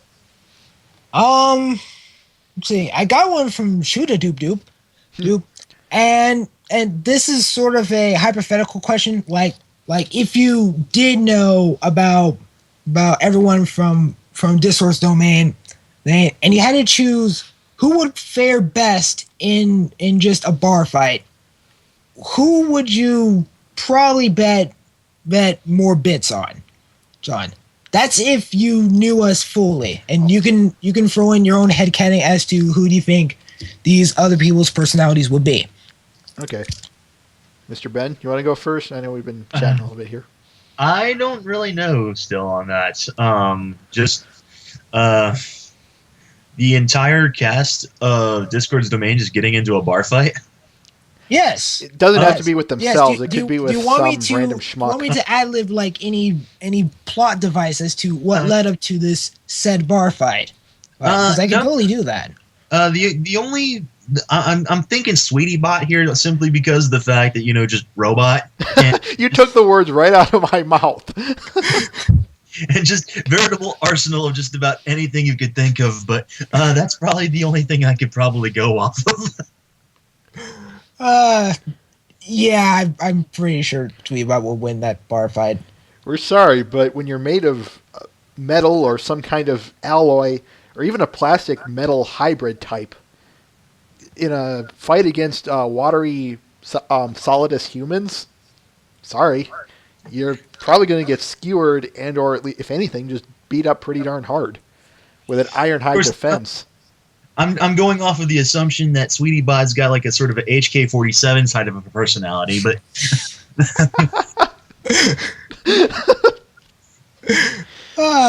See, you're adding your own scenario to it.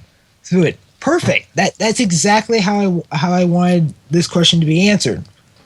Not my question, but I actually wanted to see how that was going to be answered. So on that. See, the rest of these are basically just this question that you already asked, or at least I already asked on this. If so, then they're probably not worth asking again. Yes, unless people want a refresher. And if anyone says yes, no. We have it recorded. You can review it again. Now, there's an instant replay. With a John Madden commentary and all. Yep. Yep. Oh, and if you click on the extras button, you get to see extra commentary that did not make it to the original file. Wow. Including a spit take that I did. Where I literally drank a cup of water and did a spit take. And then Elliot was like, why'd you do that?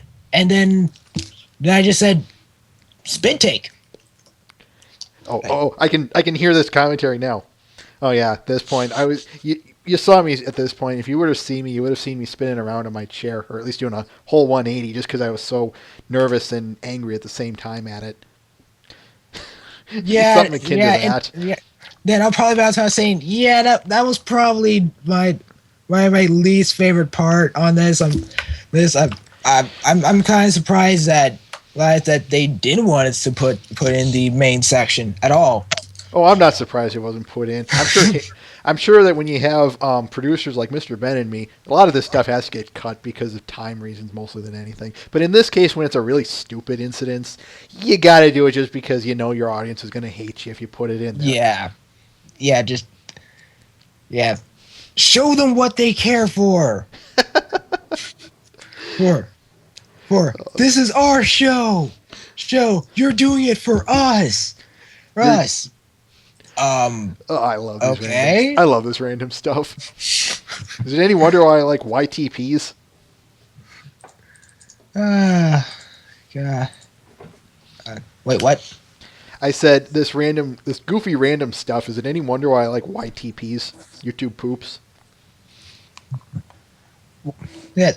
But then again, YouTube poops, they always seem to have a consistent plot. Yeah. And that's why I like watching YouTube poops. Because whenever I do watch it and they set the plot up, I know that there's going to be a satisfying conclusion at the end. Well, there had better, if anything, there just better be a good, for lack of better terms, story to it. I've seen so many, especially as of late, these mediocre and crappy ones that just think all I have to do is just use just insert Pingus or Gay Luigi or some other silly meme every other word, and that's going to be gold. No, it's not.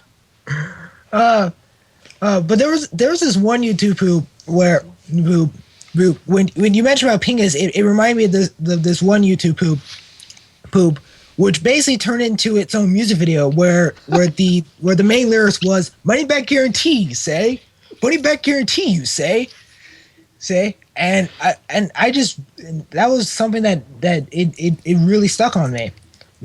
And of course, anything where and I especially like YouTube poops that throw in like some hidden background stuff, because sometimes they focus too much on the audio, but then like through the video perspective, you're like okay, I can basically just listen to an audio version of the YouTube poop, but like if the video goes out of its way to throw in like these little hidden images, and that to me is a really good YouTube poop. It really is. I do love some of this. I love it when they, I love the explicit stuff. The stuff where they just throw the visuals. They throw, there's nothing subtle about it. But some of the best ones that I found are when they do something subtle. Like, for instance, I'll never forget this. Do you know who Durham Rocker Z is? I think I do. He's most notable for his King of the Hill poops. Yes, now I know. Yes. He also, in his early days, he did the Ghost Hunters, or as he called them, the Ghost Fuckers. Yeah. I'm sorry, that was such a good one. Some guy did this fan tribute where he, I have the video, I can get it to you. But some guy did a Ghost Fuckers tribute where he took that same, where he took a Ghost Hunters episode and spliced it a la Durham Rocker Z. And there was one moment, I'll never forget this. He put Ouija's head in this window. It's only on for about like 2 seconds, but that was still to this day one of my favorite jokes that anyone has ever done. Well, it's just one of my favorite jokes that anyone's ever done, just because it came out of nowhere, but it was pretty darn funny. Ah, man. Man. I would say that I missed the YouTube hoops of that day, but I still know there's still YouTube hoops to this day that are being made. They're taking longer than usual, actually, but I know they still exist. They're still out there. But I will find them all. And then try to put them in my favorites until YouTube tells me that I've reached the limit of favorites. Forget you, YouTube. So I'll just put it in my folder. Just have a folder of links.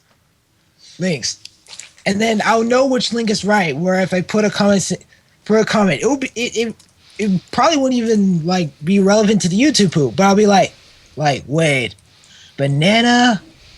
Okay, I know exactly what YouTube poop it is. Yeah, I want to see that one again. Yeah. I hate to be the breaker of bad news, but we've been going on here for about 2 hours and 20 minutes. Do you think we should? Oh, jeez. Do you think we should wrap this up? Because I know Mr. Ben has to get going here shortly. Okay. Yeah, Okay. I do have work to go to, so. And I'm sure the fine people in the audience they fare just about as well. Yeah. But can I at least ask just one more question? Sure. Doctor Who or Doctor Who's? Oh, that's a tough one. Oh, I'm going to say Doctor Who's, and do you know why? It's because that's the combination of Friendship is Magic, the separate independent entity, and Doctor Who, the separate independent entity, put together. It's the best of both worlds, is what I'm saying. I have to agree on that simply for that reason. Okay. Well, we about to wrap this up. Now we're getting 20% cooler. Sure. Now, for those of you out there, I'm for Ploon, and I've been interviewing Battle with Bronies with Elliot and Mr. Ben. Howdy. Yo.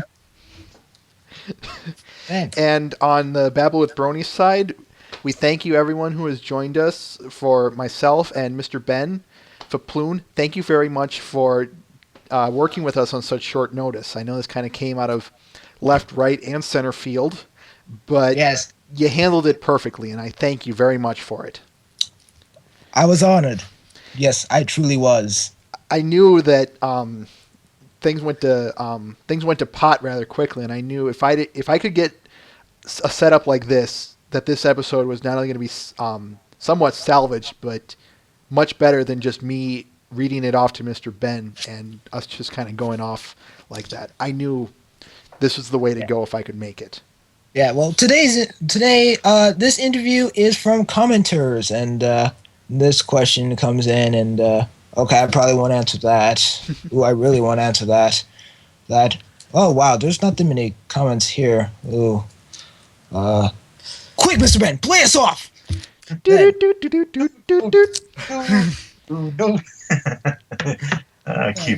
I love it. All right. But yeah, I see what you're saying on this one.